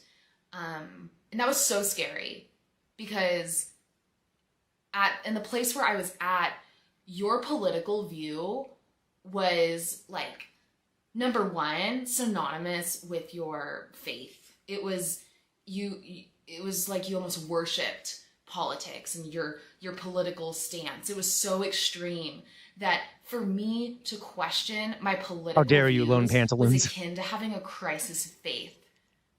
But I did have that crisis of faith, and the more I unraveled it, the more I realized that conservative politics just did not make sense to me, that I thought it was unethical, that the right wing was getting more and more extreme by the day, and that I was not comfortable with it. So that's when I pretty much quit Turning Point, and I said, this is not okay. What is being done Yeah, you're right, Mithril. to the electorate is not okay. But I was scared and I was confused. And so it took me a really long time to really figure out what I believed. And now, in the second Trump administration, I can't not talk about it. And so I want to share my experiences as somebody who used to be super conservative, who is now involved in liberal politics in small town Texas, and talk about how important it is for, if you are claiming a political party or political ideology, to really understand what it is you're talking about and what it is you're championing. So stick around. I'll be sharing some of my stories from Turning Point, as well as hopefully connecting with people who were formerly conservative. Maybe they're kind of thinking about it, really hoping to do some good in this dark time. All right, that was good. She was able to get out of it, the sort of the cult mentality, but unfortunately, okay. So, folks, I just got to respond to something here. I got you. So I did get a super chat here. I only just noticed it. Larry, I don't know what your last name here says. You can be pro-America or you can be a leftist. You can't be both. Thank you, first of all, for the super chat, Larry. Thank you for the contribution. No, you're wrong. You're not only wrong theoretically, you're wrong in historically. There have been a lot of American socialists, some of whom were very patriotic. Tons of them. Unfortunately, that side of the spectrum got crushed because of fear of communism.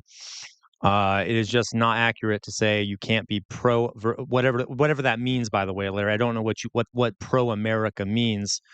I am pro human beings. I am pro the average American. I want you, Larry, to have universal health care. I want you to have free colleges for your kids. I want you to be able to raise children and be able to feed them. I want to make sure every American child has food. Okay. I think American empire is not only bad for America, it's bad for the world. Because I want things that benefit the average day American. If your definition of America is ruled by the elites and complete free market capitalism, where we have massive wealth inequality, I fear I'm more pro-American than you are. Okay, because I want Americans to have what they need to survive and thrive. But right now we have a system where a small group of people accumulate all the wealth, while the rest of us have to fight for scraps at the bottom. And by the way, it's very funny you say this too, Larry. If you ever go back to old propaganda, I'm going to put my face up. If you ever go back up to old propaganda documents from the Soviet Union, they would always say things like you're pro-Soviet or you're anti-Soviet. It is a nonsense way of framing things that is simply pure propaganda and attaches to emotions, and it has no basis in material or reality whatsoever. Because what does it mean to be pro-America? What does that actually mean? I suspect for you, Larry, that being pro-America, well, I don't want to assume, Larry, but if you're here, please, what do you mean by pro-America? What do you mean by that? Because there are plenty of countries in the world that are at least partially socialist and are still their own country. Okay, still their own country. America, yeah. So I'm not sure what you mean by that. Yes, I don't know if it was Tiago. I suspect that, and maybe if Larry can tell us if he was being ironic, I don't think he was.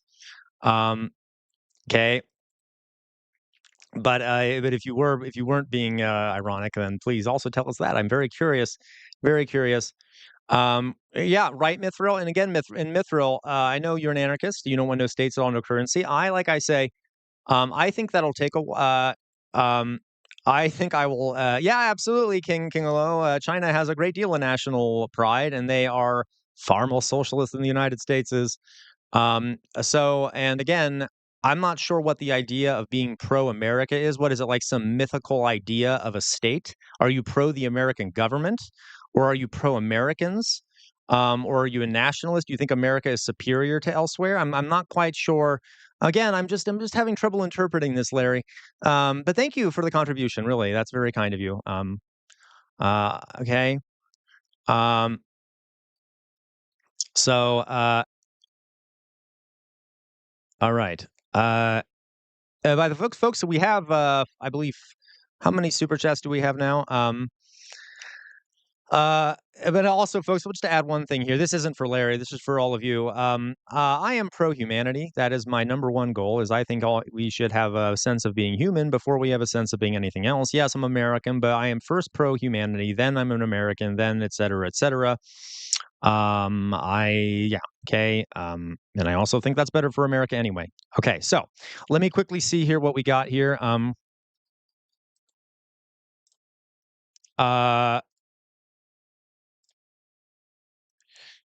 All right. As an anarchist, I want to CK. So let me see here. We got folks. If we get 6 more super chats of $2 or more, I will do a gaming stream. Okay, I'm gonna watch this Hassan video now because I know I said I would, so I'll do that next. Another Matt Sai guy here. Live stream. Yeah, you're right, Matt Sai guy. There is no limitation on word count on Twitch. Matt Sai guy. Yes, they need to leave the liberal bubble and come towards the progressive left. To be fair, it is to be able to find the right set of YouTube channels at the right time. When I left being apolitical and started looking for and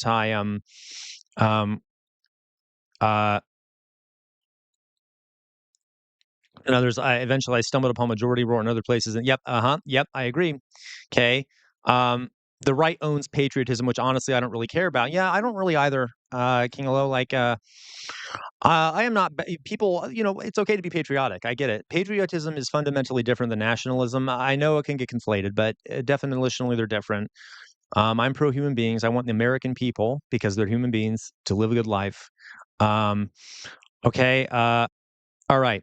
So, and I want everyone else to live a good life too. I want our UK friends to live a good life. I want Brazilian folks to live a good life. I want everyone to have a good life because we're all human and we all deserve to thrive and not just fight for scraps. All right. So, okay, let's watch this Hassan video here. We'll take a look at this. It's 30 minutes long. Oh, goodness. Well, we'll watch a little bit of it then. This is, I guess, Taylor Lorenz. Oh, Chaya Rychek. Oh, this will be fun. Okay. Woo. God help us all. Let's watch. Conservatives and restaurants and conservatives attending restaurants. Me too, Matt. This conversation between libs of TikTok's very own Chaya Rychek and Taylor Lorenz is a perfect demonstration, in my opinion, of what it looks like when you are a reactionary conservative online doing the same nonsensical, idiotic bullshit in public, especially against someone who is, sane. Now, the reason why this interview is uploaded on the motherfucking Taylor Lorenz YouTube page is also funny. Mithril. I know the actual details because I reached out to Taylor after this interview popped off a couple days ago. I was like, Taylor, how the did you get access to this person like this unfettered, unfiltered access for 55 minutes? Taylor told me that. Would it be possible? And I have no problem. I love Hassan, but I feel like his commentary is unnecessary for this, as in, like, I kind of want to give my own commentary. Can we find the original video of the libs of TikTok Chaya Rychek thing? Is that okay with everyone? And then I can react to it separately and post it to get more views later. I'm just being honest with you. I'll try to get more views because I'll be reacting to Hassan, right? Which will get more people in there. Let me see if I can libs of TikTok. I also don't want to pollute my own thoughts of it by listening to, not pollute. I like what he says a lot, but I want to have my own views. And I feel like listening to him will make me want to say certain things. TikTok.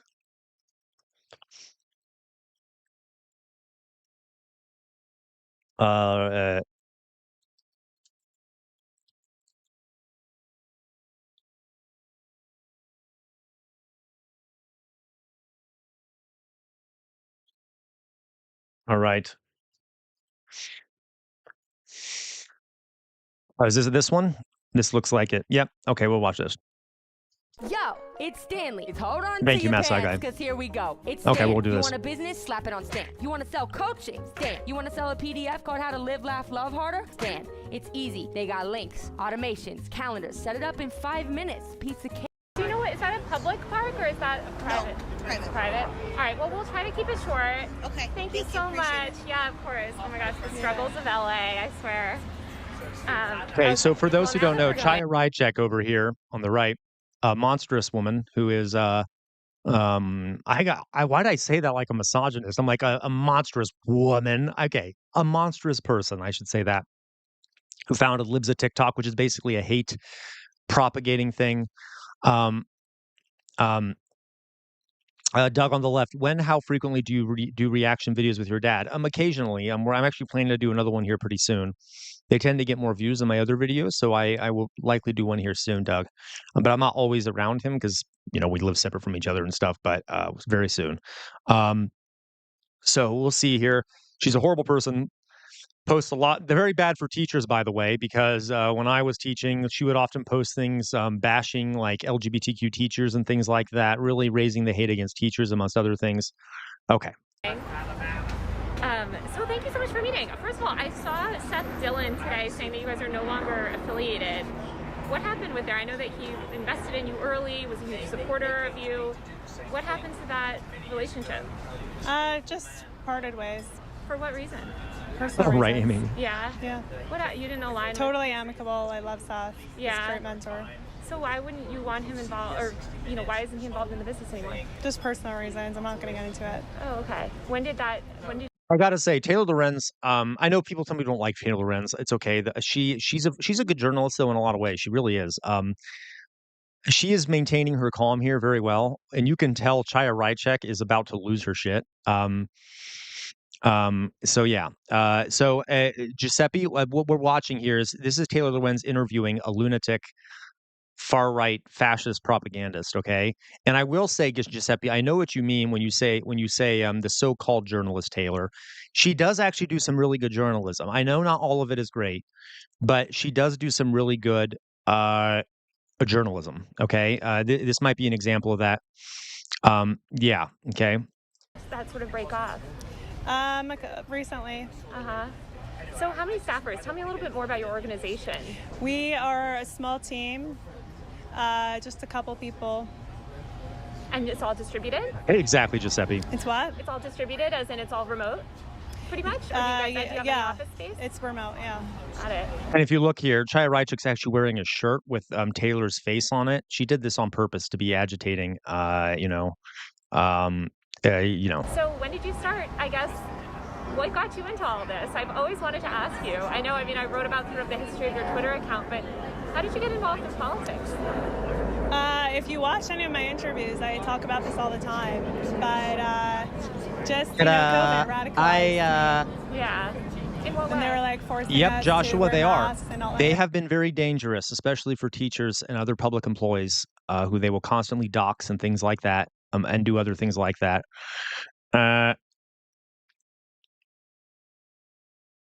Okay, Doug, please do.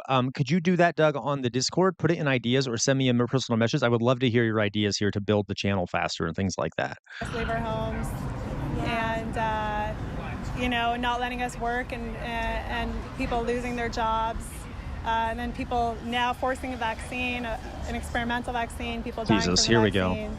So how did that get you interested in LGBTQ issues? It got me interested in politics, and then once I was here, interested, translation here. My hatred of LGBTQ people is what got me interested in politics. In politics, I stumbled upon this this whole movement, and I was absolutely appalled by what I was seeing. Appalled by what? The radicalization of it, the way that they come after our she absolutely is an anti-vaxxer. That's why she's not wearing a mask. Okay, she's an anti-vaxxer. She thinks that the mask mandate was authoritarian. Yeah. innocent and vulnerable population or kids Here we go. Here we go. Gay people are pedophiles. That's what she's saying. Trans people are pedophiles. LGBTQ people are pedophiles. They're trying to attack our kids' genitalia. Okay. The way that it makes there's nothing logical about it. There's nothing logical about chopping off kids' body parts. There's nothing logical about like chopping off kids' body parts and like yeah. Oh my god. Okay, so first of all, as I said before, folks, isn't it funny? I'm losing my mind, by the way. I don't know if you can tell. Isn't it funny how people like this, they always seem to be thinking about other people's genitalia? Like, why are you always thinking about other people's genitalia? Like, why are you always thinking about, especially children's genitalia? Like, why is that? She literally said this is what got her involved in politics, was obsessing about other people's genitalia and obsessing about what people are doing in their bedrooms. She must be thinking about this stuff a lot. Okay, it's kind of weird. Giving kids porn in school.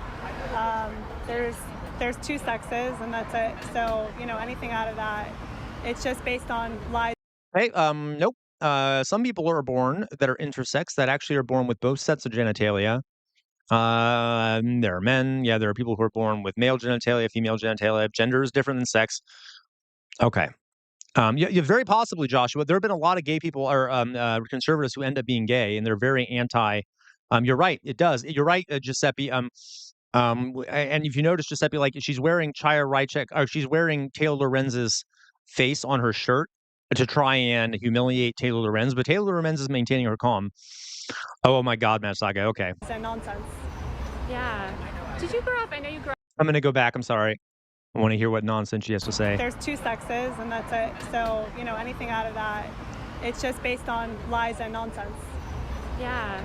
Oh my God! I know you grew up in a sort of a more conservative community. Did you know any LGBTQ people growing up? What was your exposure to that community just in life prior to sort of understanding the world through politics? I never really paid attention to it. So you didn't have any LGBTQ friends or anything, No. family members? No. So your first exposure to the LGBTQ world was through basically learning about it through the media ecosystem?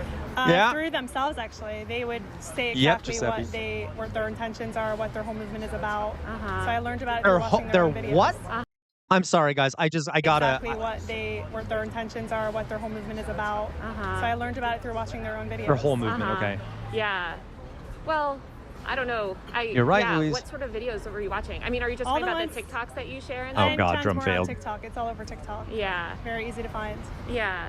I'm curious, I feel like there's been, especially on, my colleagues have done great reporting on sort of like this rift on Twitter. I know that you have a very conservative fan base, and in your comments sometimes you'll see a lot of commentary about sort of the great replacement theory. What are your thoughts on that? Oh God. What are your Don't. thoughts on the comments on your post telling me to kill myself? Horrible. Yeah. Horrible. Oh, okay. That's a straw man right there, right? Not even doing an argument. Okay. All right. What do you think about your content post telling me to kill myself? Oh my God. Obviously God. against that, yeah. So will you come out and condemn that publicly? Right, Mithril. Oh, I would condemn it anytime. I'm against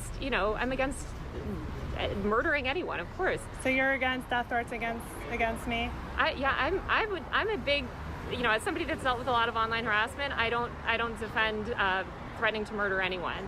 But I guess I'm curious, because a lot of times it What comes after aboutism? an attack in the media, like someone like you or another journalist. Right, Giuseppe. So are you saying that, if somebody posts Right, something and Robert. then attacks follow, that person should answer for those attacks? No, that's not what I'm saying. Oh, I'm okay. saying that people Yeah. like you tell Okay, folks, remember, like I said, she does like hate speech all the time, constant. I've known teachers that have been harassed because of her posting about gay teachers and things like this.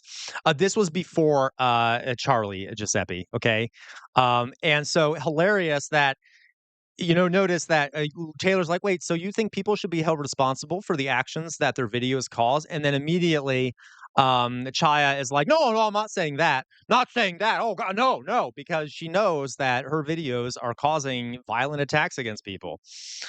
me that all the time, so I'm just asking. I have if not you think seen the this. same This is thing. great. Yeah, I don't think I have said that here, but I think it's kind of interesting. I guess in the conservative movement, there's this ideology around sort of white nationalism, which is obviously kind of a hardline ideology that's generally been pretty critical of Jewish communities. And I'm wondering, as a Jewish woman, how do you feel about sort of aligning yourself with those people and accounts? You see this sort of rhetoric in your replies, and I only bring it up. I'm not saying that you necessarily endorse that rhetoric. I would imagine that you don't. But how do you kind of think about those nuances when you're thinking about kind of the audience that you're building? She's Jewish. Some of your audience says we should chop off kids' body parts. What do you think about that? I love it. I love it. Some of your audience think we should chop off kids' body parts. Hey, how do you think about that? Okay. Oh my God. Oh my God. I don't know what you're talking about. Like a girl says she wants to be a boy, so she chops off her breasts. I'm a big, I believe in personal liberty and bodily autonomy personally. So kids should be able to cut off their breasts if they think that they're boys. I mean, I believe in gender ideology. I guess I Okay, I'm going to go back. I'm sorry. I had to hear what you said. Some of your audience says we should chop off kids' body parts. What do you think about that? Okay. I'm sorry. Okay. Do you know how much effort it takes to go through a transition surgery when you're a younger person? It is a long process. Okay. It takes multiple experts through multiple days, multiple therapy appointments, appointments with psychiatrists, appointments with doctors. It is not. You all know this. Yeah, it's not like, and people who transgender people who transition earlier in life have a massively reduced chance of suicide. All the stats show this. If you wait longer to transition, you're more likely. You know what I'm saying here, okay? It saves lives. Yes, occasionally there are people who transition who then regret the transition. The rate of that happening is lower than the rate of failures for other kinds of surgeries. Every surgery has a rate of failure, and the transition surgeries that have a much lower rate of failure than any other kind of surgery. Okay. All right. Okay. I don't know what you're talking about. Like a girl says she wants to be a boy, so she chops off her breasts. I'm a big, she chops off. Okay, okay. I don't even need to. You know how insane this is. Yep, you're right. It is the rate of regret is less than 2%, which is thank you, Trump. Trump failed. It is less than the rate of regret for like knee surgery. Okay, like I mean, all right. Casual one. She believes we need to go to a sweatshop. Yep. Right, Michael. Okay, in personal liberty and bodily autonomy personally. So kids should be able to cut off their breasts if they think that they're boys. Well, I'm sorry. Are kids cutting off their own breasts? I'm sorry. Is this an argument that's being made? I mean, I believe in gender ideology. I guess I personally, my feeling is that I believe in personal liberty. I grew up in a town where a lot of people, for their middle school graduation, women got nose jobs. I knew somebody that got a boob job. Yep. Oh, by the way, speaking about gender, gender affirmation surgery, or we do this too. Okay, women who get boob jobs, is that not a gender affirming surgery? What about women who are men or women who get hair implants? Is that not gender affirming surgery? Or I guess not. Well, yeah. Okay. What about I could go on and on and on. People who get Botox injections. My point is like it is that's why I'm telling you people. Chaya Rychek is constantly thinking about private parts. I don't know what the other explanation would be. Okay, I don't know what the explanation would be. Let's see here. What did yeah, thank you, Doug. Circumcision. I talked about this yesterday, right? We could make the argument that circumcision is genital mutilation, right? I mean that we again, like a lot of like I live in the United States, right? In the United States, a lot of people get circumcised, and a lot of it isn't for religious reasons anymore, and it's sort of a cultural tradition. But like, anyway, okay, yeah, gender affirming care, correct, right? Yeah, aren't they, Matt Guy? It's really weird how obsessed they are with other people's genitalia. Yeah, nose surgeries, cheek surgeries, things like that. All of these are gender affirming care. But again, not Taylor Lorenz, excuse me, Chaya can only think about people's private parts. Weird. Age 14, and I guess I struggle to kind of understand the criticism when there's certainly no criticism of that sort of thing, right? But then there's criticism of this other sort of gender affirming, stuff. So so Taylor, you're comparing I love a it. boy being allowed to chop off his penis to a teenage Right, girl getting a Meowzord? nose job? Well, just to be extra clear, I don't believe that. Imagine bringing your side project I know to Meowzord's life going to yell at me. just by thinking Okay, about it. I'll get an account, I promise. 13-year-olds are able to make those sort of medical decisions. Minors are, yeah. Oh, really? And where? Children. Yeah. Where are minors able to make that decision?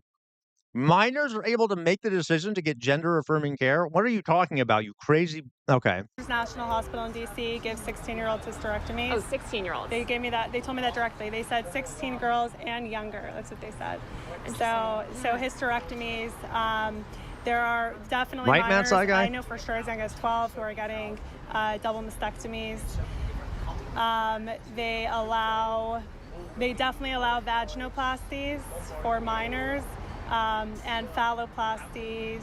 I'm not aware of a specific case of a minor, but they allow 18-year-olds. Yeah, which okay, 18-year-olds, you're an adult. But let's just get back to the Great Replacement stuff, because I'm curious, what are your thoughts on that whole ideology?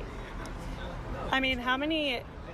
There were times that there were some months over the past 3 years that there were more illegals coming into our border than children being born in the U.S.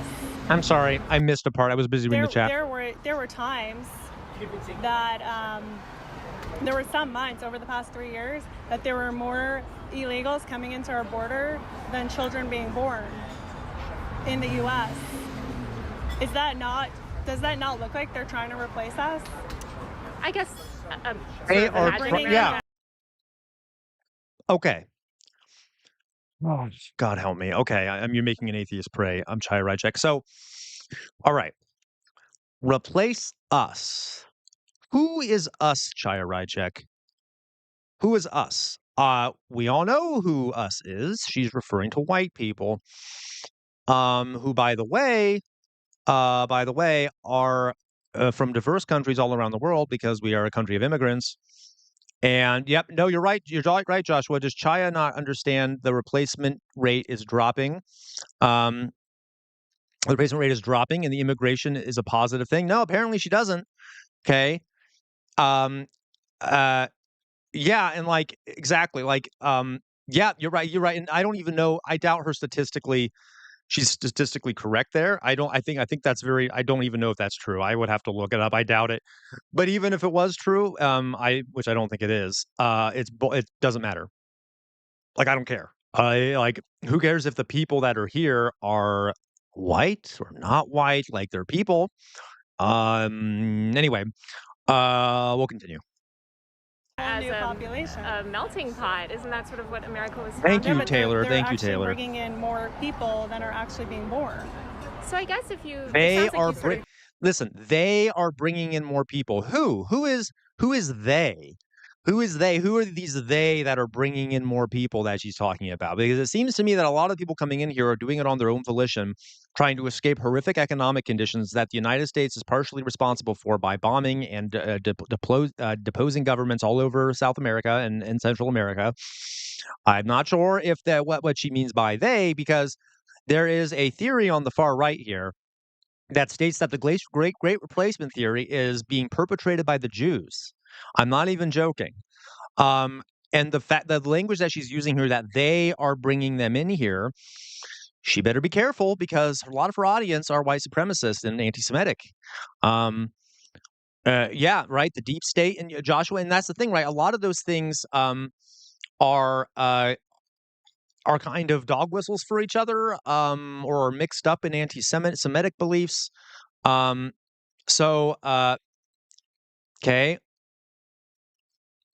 I agree, King Alo. Okay. At most, we've had 2 million immigrants come in this country a year. Around okay, you're right, Trump fail. That's fair. Okay, I didn't know that statistic, but that's fantastic. Do you ascribe to this theory of the Great Replacement? How does that? I just look at the facts and the numbers. Well, so I mean, just let's give a corollary, right? A lot of Jewish people fled, Europe, came over here also as immigrants. And there's a lot of criticism towards Jewish people in those movements, in those far-right movements. So I'm just wondering, as a Jewish woman, sort of how you feel about that and your role in cultivating this fan base that might think of you as a minority or an outsider. Not all cultures are equal. Yeah. So I know you have a lot of. What does that mean? What does she mean? Not all cultures are equal. What is that? I mean, I think we know. Materials and books, library books and things, especially. They're importing people who want to destroy America, and who want to. Who is importing people to quote unquote destroy America? Who, Chaya? What is this weird language you're using here? It sounds very dog whistly. Who come here and do not stand for what America stands for. So, and I think, and we see it, there's time after time after time after time. They come in, they're destroying our cities, they bring crime with them, and they are bringing them in to replace us. And, oh my God. Yeah, I think citation needed, right, Mithril? From various countries, they're all different. So, just back to the sort of education stuff, I know that you're interested in removing a bunch of books from libraries that you consider inappropriate. Fascist. I was just wondering, out of all the books that you've sort of tried to get removed, how many have you read? I've read a couple of them. Which ones? Genderqueer. I've read This Book is Gay. I've read Flamer. I've read, what were some of the other ones? My Shadow is Pink. That'd be badass. I want a pink shadow. It feels good to be yourself. Yeah. There's so many more. Tons of them. Yeah. Oh, don't all those titles. Those titles all sound so scary and destructive, don't they? It's good to be yourself. It's okay to be gay.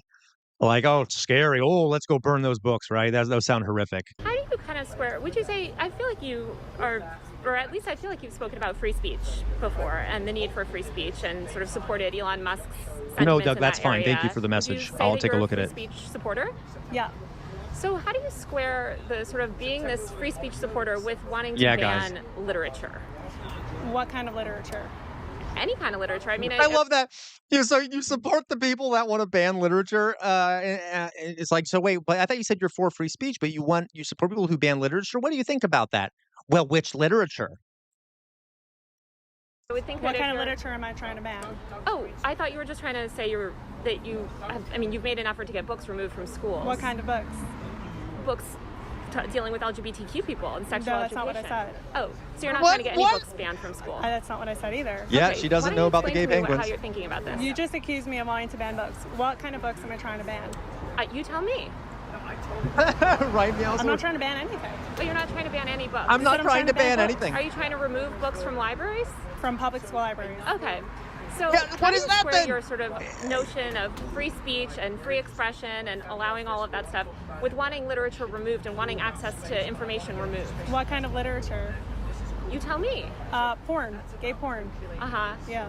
And what do you consider gay porn in these books? So you want to see it? Are you talking about the stuff that you've tweeted, basically? You consider it like there's pictures of like blowjobs and like how to have gay sex with like naked people and people masturbating and stuff. Yeah. Did you? Pictures of it. Yeah. Oh, totally. And I went to public school. And we had a sex ed class in public school where we were shown, information about sexual health. And, and by the way, folks, that is actually an issue because unfortunately in the United States, our sex ed is kind of lacking. It's kind of lacking.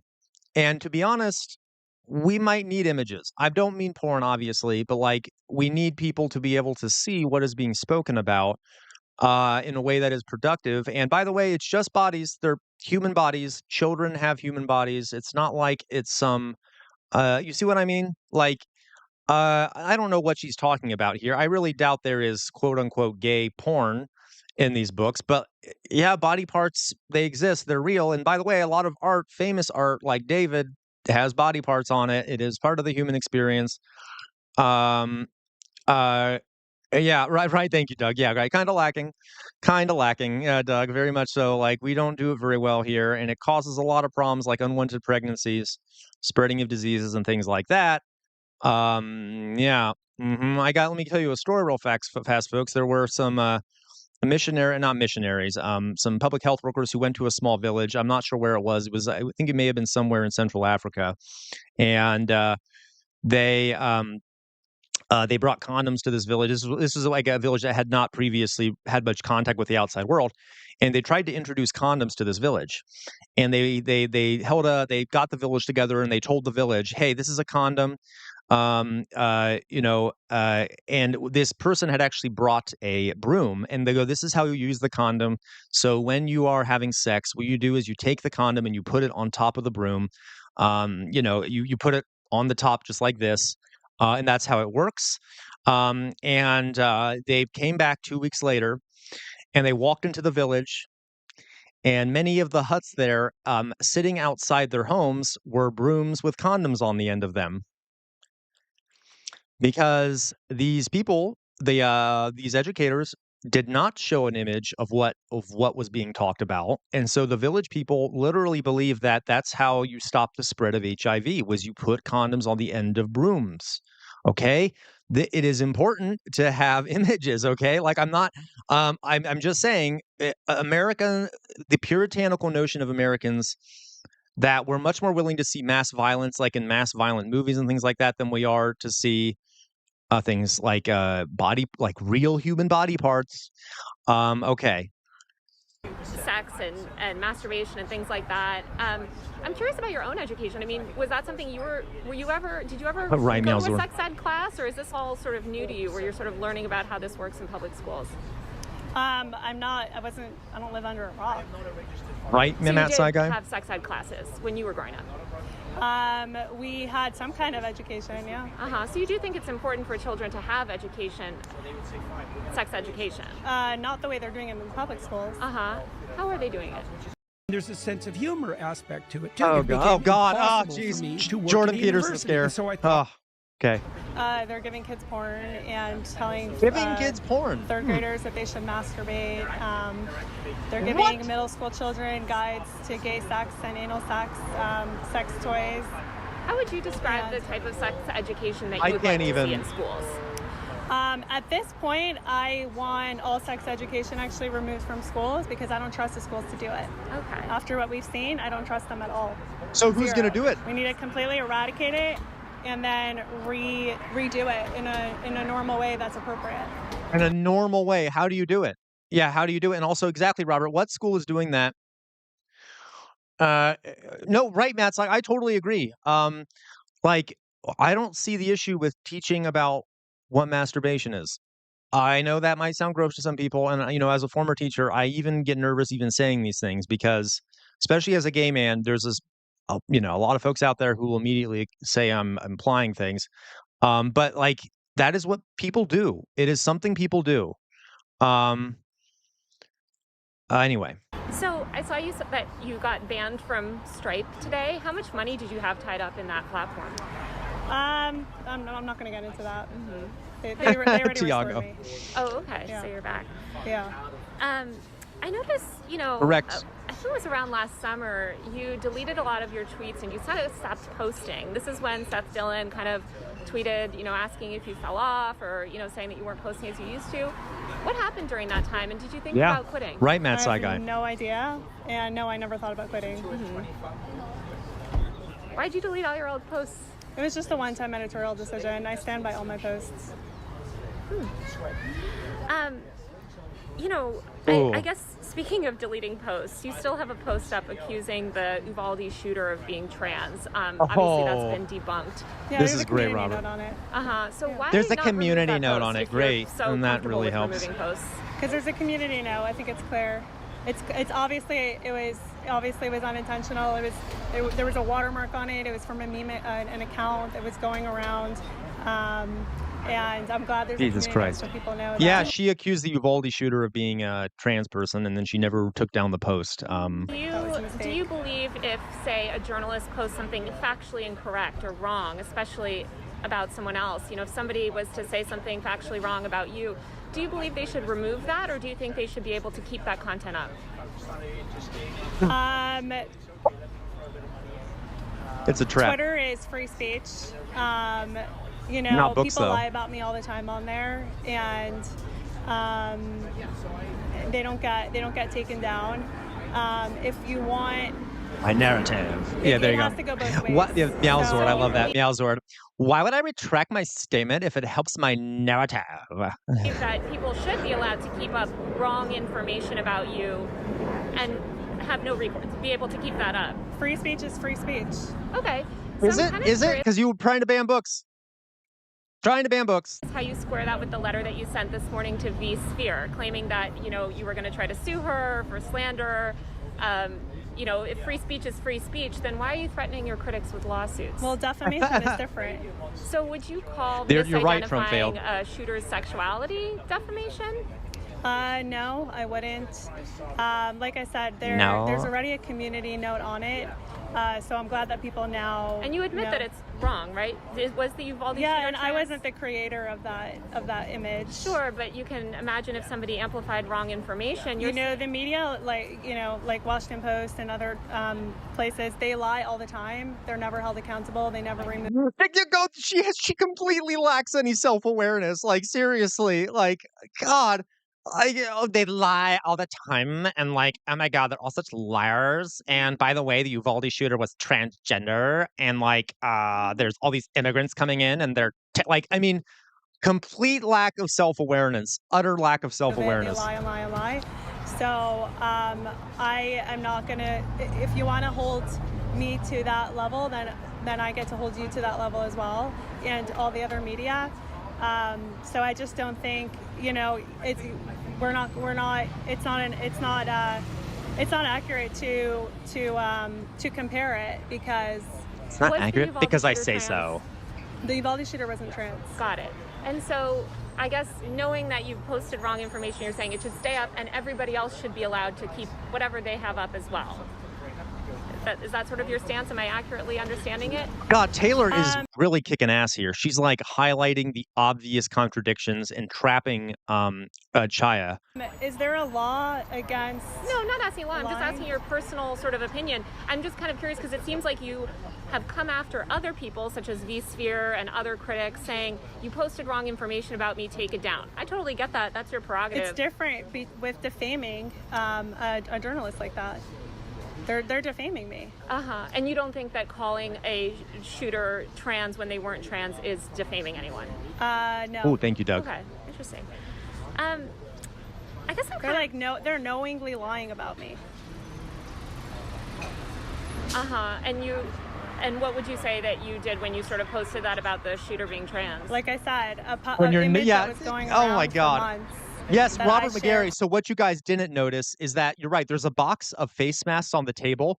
And when Taylor got there, she had a mask on and she literally pushed the box towards Chaya and said, hey, if you want to wear a mask, here you go. And now it's just sitting there. I love it. From another thing accidentally, and I'm glad there's a community note on it. Oh, I'm sorry, Meowzord. Meowzord. I'm sorry. Traditional family and sort of a more traditional culture. What is your family and think of your success? You know, you've made a huge career for yourself. You're obviously a rising star in conservative media.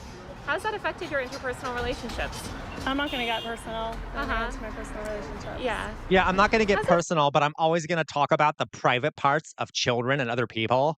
Like, I don't want to get personal. Let's not talk about my personal life. Why are you chopping off your kids' genitals? Like, what do you, like, geez, like, okay. Affected your life? I mean, just dealing with this sort of fame relatively overnight. So, I mean, thanks and partly to you, there's been a lot of like death threats, a lot of really nasty messages. I don't know, Tiago, but we do. We have a lot of Karens. The press that you've received. I mean, your profile picture is showing holding up a newspaper with you in the headline. Yeah, a newspaper where they just basically lied about me. I thought it's funny that they just continue to make up these like lies and libels. You've gotten a big lies and libels. Even if you discount the okay, if they're that's a legal term. If it's a libel, then why don't you sue them, Chaya? Because that would mean you would get a settlement. mainstream media and just talk about the conservative media, I think your platform has risen pretty significantly. What changes has that had on you? I mean, I cover the content creator industry, and I've seen a lot of people go from sort of a very low-key life, which I would imagine you're living before, to a massive amount of attention and, you know, right, money exactly, and Robert. powerful people around you. How has that affected you? Like I said, some safety issues. Yeah, I wonder how what she said has caused safety issues for others, huh? Part thanks to you and to some other members of the media. Oh, she's such a victim, but folks. Oh, she's such a victim. Oh, poor Chaya Rydcheck. Such a victim here. Into my personal life. Oh, no, not about your personal life. I'm just wondering about your career aspirations. Where do you see yourself in 10 years? We'll see. You can make all the plans you want, and God could decide something else, so you don't have any sort of 5-year plan, 10-year plan? I mean, I have plans, but nothing I'm going to share. Mm-hmm. I'm curious, you know, if Trump was reelected, would you be interested in a job with his administration? Oh, yeah, this is gross. This is before the demon got Who are you reelected. supporting in the election? Hi, Mark Barden. It's Sandy. Oh, Hook God, Thomas no. Here. Jesus, what is with all these disturbing ads I get gunman. here? Okay. It is, Robert, very deeply one coded. Candidate, Trump. Mm-hmm. Yeah. Will you be campaigning on his behalf? We'll see. Would you prefer? I mean, are you hoping to kind of? I guess, like, would you see yourself in DC? I haven't made any plans yet. How did you get connected with Oklahoma, the state of Oklahoma, and how many times have you been to that state? I was there once. They have, unfortunately, a lot of wokeness in their red state, and yeah, probably King Alo. I agree. How'd you originally how'd Oklahoma get on your radar as opposed to some others? I started posting Right, me too, Matt. It's like I'm going to need a puppy yoga class after this. about the stuff going on in schools there. Yeah, no, you're right, Mithril. Because of the stuff she said, the Boston Children's Hospital received multiple bomb threats. Absolutely. Oh, no, she said woke, bro. Oh, God, I missed it, Joshua. Let me go back. Unfortunately, a lot of wokeness in their red state. Oh, God. Oh, God, here we go. I'm trying to help. How'd you originally how'd Oklahoma get on your radar as opposed to some others? Because I started posting about the stuff going on in schools there, you know, like I do across the country. And then, you know, people were very upset that this was happening in their schools. Wow, she doesn't. So, and you've been once. What do you think qualifies you to be on the board or, you know, have to do with education, the education system there? Being that I don't believe you have children in the Oklahoma schools, you don't live in Oklahoma, you've only been once. How does that qualify you to sort of serve in that capacity? What you're right, Doug, on the left. That they require to be on this committee? USA Today reported on that, but I believe it was that you had to. Oh God, I might get it wrong, but it. Oh, you're right. You're right. You have to be some sort of educator. You have to have worked as an educator. Alan. Okay, I was a teacher once. You were? Yeah. Okay. He was a teacher? Oh my God! No wonder American schools are failing. Jesus Christ! As a teacher, I can say I apologize to everyone out there that this woman was allowed to be a teacher. Oh my God! Oh my God! Okay. So you feel like that qualifies you to sort of inform policies in Oklahoma? I wasn't aware of any kind of qualifications. I guess so. I don't believe they require any qualifications. Right, Mithril? Mm-hmm. Yeah, I was thinking more even just informally. But that makes sense. I guess, you know, speaking of Oklahoma, obviously it might not have been, tragic death Josh. of Nex, you know, a young child. Tragic. I'm curious about your reaction. You know, you posted a selfie shortly after people were asking you to address the issue, and you said, you know, to the haters and the losers. Who are you addressing in that statement? Anyone who hates me and anyone who's a loser. Okay. Why would you choose to post that in response to people asking you to speak about this child's death? It was not a response to that. I guess why would you post that prior to making any statement about Nex's death? So Just to be clear, you're trying to police me on when I'm allowed to post selfies? No, just curious. I wanted to post it. I thought it was a cute picture, and I just decided to post it. How do you feel about Nex's death? It's very tragic. It's horrible. Do you believe Nex should have been allowed to receive gender-affirming care? She should not be allowed to go on irreversible puberty blockers or get So this actually came out a few minutes ago. I just saw an article when I was looking up Chaya Rychek here. Her TikTok account, Libs of TikTok or wherever it is, they've actually been doxing people who have spoken, who have been talking positively, talking negatively of Charlie Kirk and stuff. So she's even doing her kind of the terror she's used to even right now. Trying to dox people and threaten people's lives who speak negatively about Charlie Kirk. Yeah, she may have homeschooled. It's very possible. Look in reactions. Okay, thank you. They're compiling a list. Are you serious, Malzord? Let me do that right now, folks. Oh my God. Okay, I'm actually not going to put it up on screen because there are names on it and I don't want to further spread it. But folks, if you go into our Discord and go into the reaction section, it appears that, Chaya Rychek and them are creating a list, a literal list of people who said things about Charlie Kirk's assassination. And the two groups most represented on the list are teachers and professors. Sweet Jesus. Okay. That's disturbing. Okay. So again, she's still spreading her hateful insanity. I agree, Josh. I hope they do. Thank you, Malzord, for that. Surgery. How do you think about the fact that, so often your posts, things that you post about hospitals, libraries, schools, etc., after you make these posts about them, they deal with threats, sometimes bomb threats, sometimes harassment. We don't know who's calling in the threats.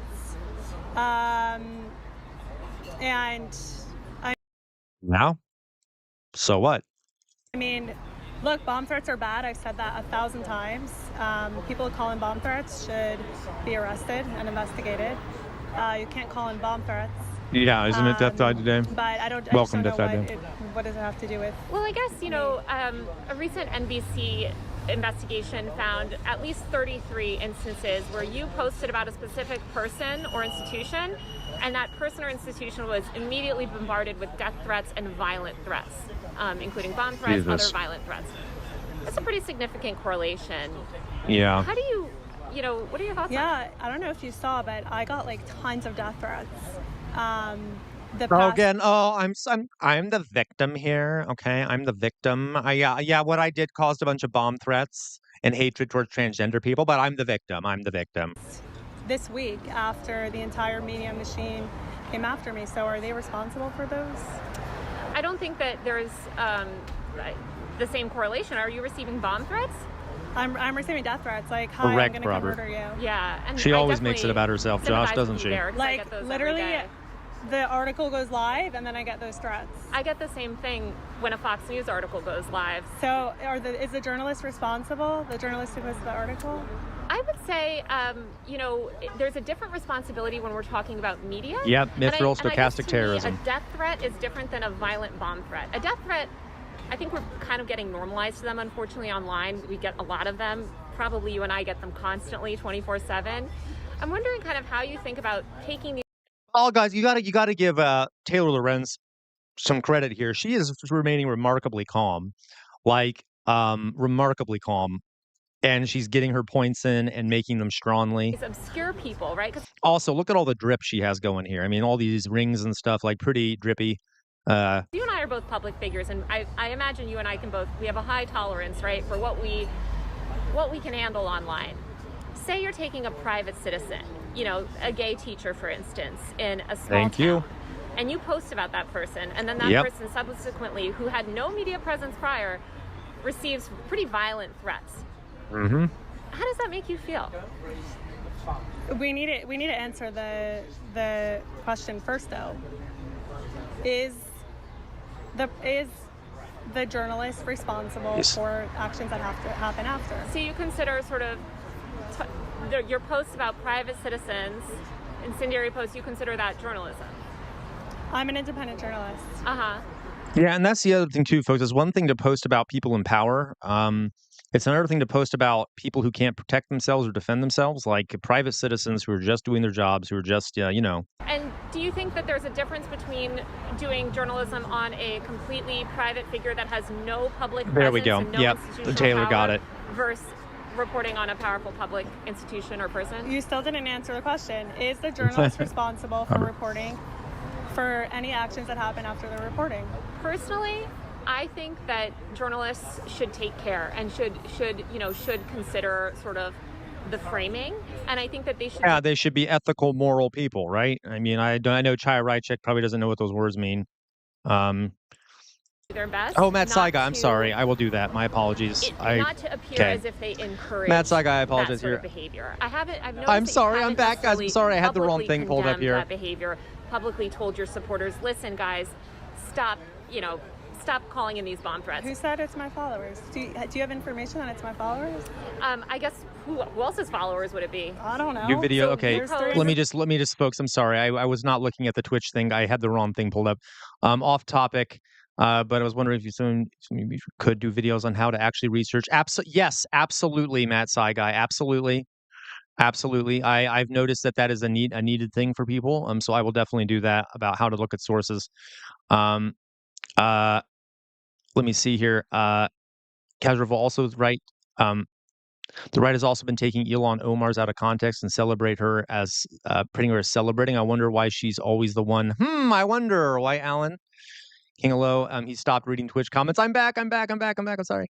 Did I miss anyone else here? Yeah, Matt Saiga, we could totally do that. That would be great. Yeah, we could totally do that. I will, Matt Saiga and Alan. Sorry, I'm so sorry. I wasn't reading your messages there for a bit. I totally had the wrong thing up. Okay.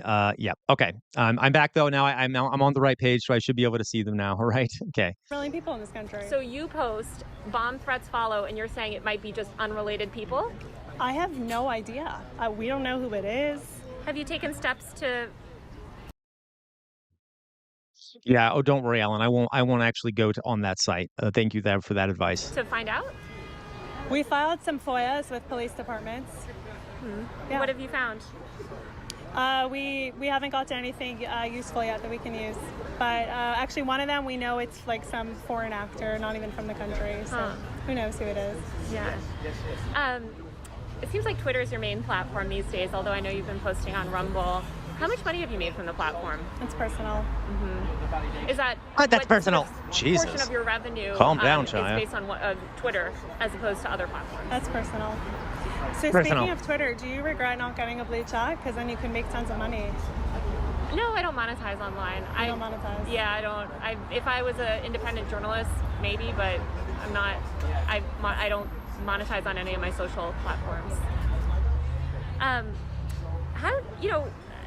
I noticed you sort of, speaking of the media, you've changed your approach recently, or at least it seems like you're being a little bit more antagonistic towards the media and a little bit more forceful in the way that you speak about the media. What led to that change? Being lied about and defamed for 2.5 years. I've read the Twitter articles. I guess what led to if they log your just oh wow, okay, I will make sure that they don't. Tiago suffered from main character syndrome, absolutely.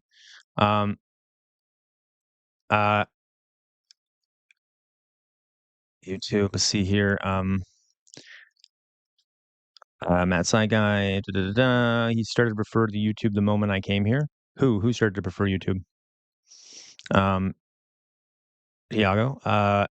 Laughing my ass off, Tiago. Yeah, I've read on Twitter. Oh, you mean the chats? I got you. Okay. Okay. Yeah, well, exactly, Tiago. I'm trying to avoid you over there on Twitch. Okay.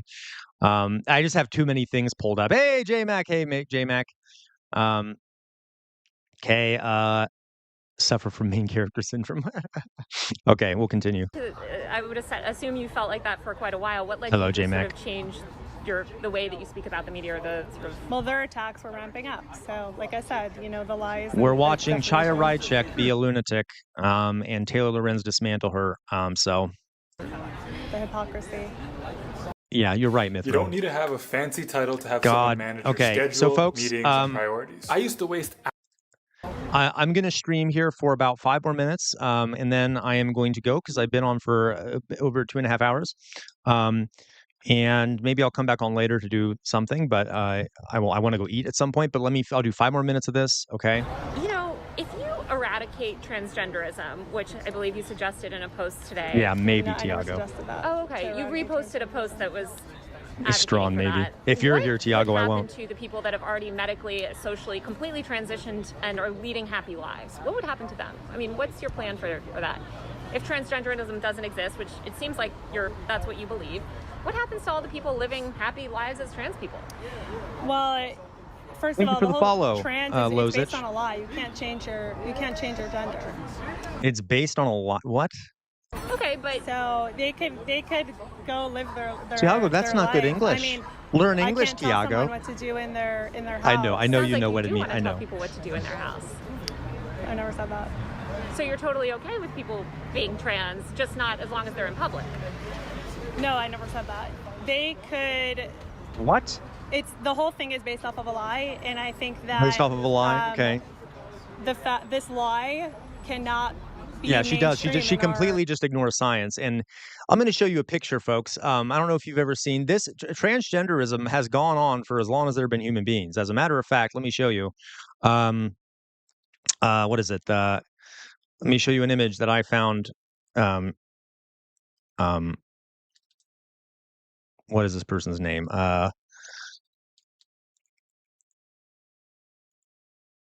That's right. The Aeon de Beaumont. Let me show you the Aeon de Beaumont. Here, this is an image from France in the 18th century. Let me see if I can find the Chevalier d'Aeon. My French isn't great. Okay, and this individual was transgender. Let me pull it up here so you all can see it. This has been going on for as long as there have been humans. Okay, this is the Chevalier d'Aeon, and the Chevalier d'Aeon was a French knight lord, and was absolutely heroic and badass in battle. Was the greatest swordsman in all of France. I'm not exaggerating. But the reason I know I'm not exaggerating is because the king of France at the time was so astounded by the Chevalier's skill with the sword that he officially changed the legal gender of the Chevalier to her preferred gender, which was female. So again, transgender people have existed for a long time. And she was an absolutely amazing spy, an amazing swordsman, a wonderful warrior. And again, was even the King of France was like, okay, you are female, because okay. So again, transgender people have existed for as long as human beings have existed. It is not some weird new phenomenon. It is a thing that has always been around. Okay. It might be, David. Yeah, it might be. You're right. The Rose of Versailles. Very true. Okay. So, okay. Just something to think about there. So folks, what I'm going to do now, okay? I've been going for a while now. I might come back on later. I know we didn't get through that video. Maybe we'll finish it up some other time. I'm going to take some time. Exactly. Trans rights are human rights. Absolutely. Okay. Was laughing at JMax's comment. I got you. Okay. Learn another language then. Okay. Got you. Yep. You'll be on the debate channel. Okay, good. Okay. I got you. Okay. So, goddamn, that's insane. So you're saying if I go on a VPN, yep. Okay. All right, guys. So I'm going to put up my face here. Thank you for watching that with me and such. We didn't get the super chat, so I probably won't do a gaming stream. Maybe I will later. Who knows? But on that note, folks, I'm going to go eat and do some self-care. Let's put it that way. All right. So sad. I know. I gotta go though. I am hungry. Maybe I might come back on later, folks, in the evening and just do like a gaming casual stream. But in the meantime, folks, you know what I'm gonna say. You know what I'm gonna say. All right. First of all, free Palestine. Free Palestine. Second of all, never stop resisting. The easiest way to resist is to think for yourselves. The easiest way to resist is to think for yourselves. That includes when you watch me. I'm not perfect. I make mistakes. I am a human. Do not get caught in an information silo. We are not a cult, Tiago. Okay. Think for yourselves. That is the easiest way to resist. Second of all, we're living in a fascist moment in this country. Fascism thrives in environments where people have lost faith in democratic institutions because it's not providing what they need, and people no longer feel connected to that system. We need major reforms in this country. We need major reforms, and you cannot stand in the center. If you stand in the center, the fascists will walk all over you. Trust me, they'll walk all over you. We need major reforms not only here, but in other countries around the world. Lastly, on the wall behind me is a sword. The name of that sword is Chainbreaker. Chainbreaker is thought to have been responsible for the death of 7 slave owners. Why do I have it back there? To remind everyone of the sacrifices our ancestors made for some of the things we have today, okay? Some of the liberties, some of the economic liberties, right? Alan, we don't need strongly worded letters. We need action, okay? We cannot let their sacrifice go to waste, folks. Please do not let their sacrifice go to waste, and always fight for a better future. And on that note, folks, you all have a good rest of your Saturday. Love you.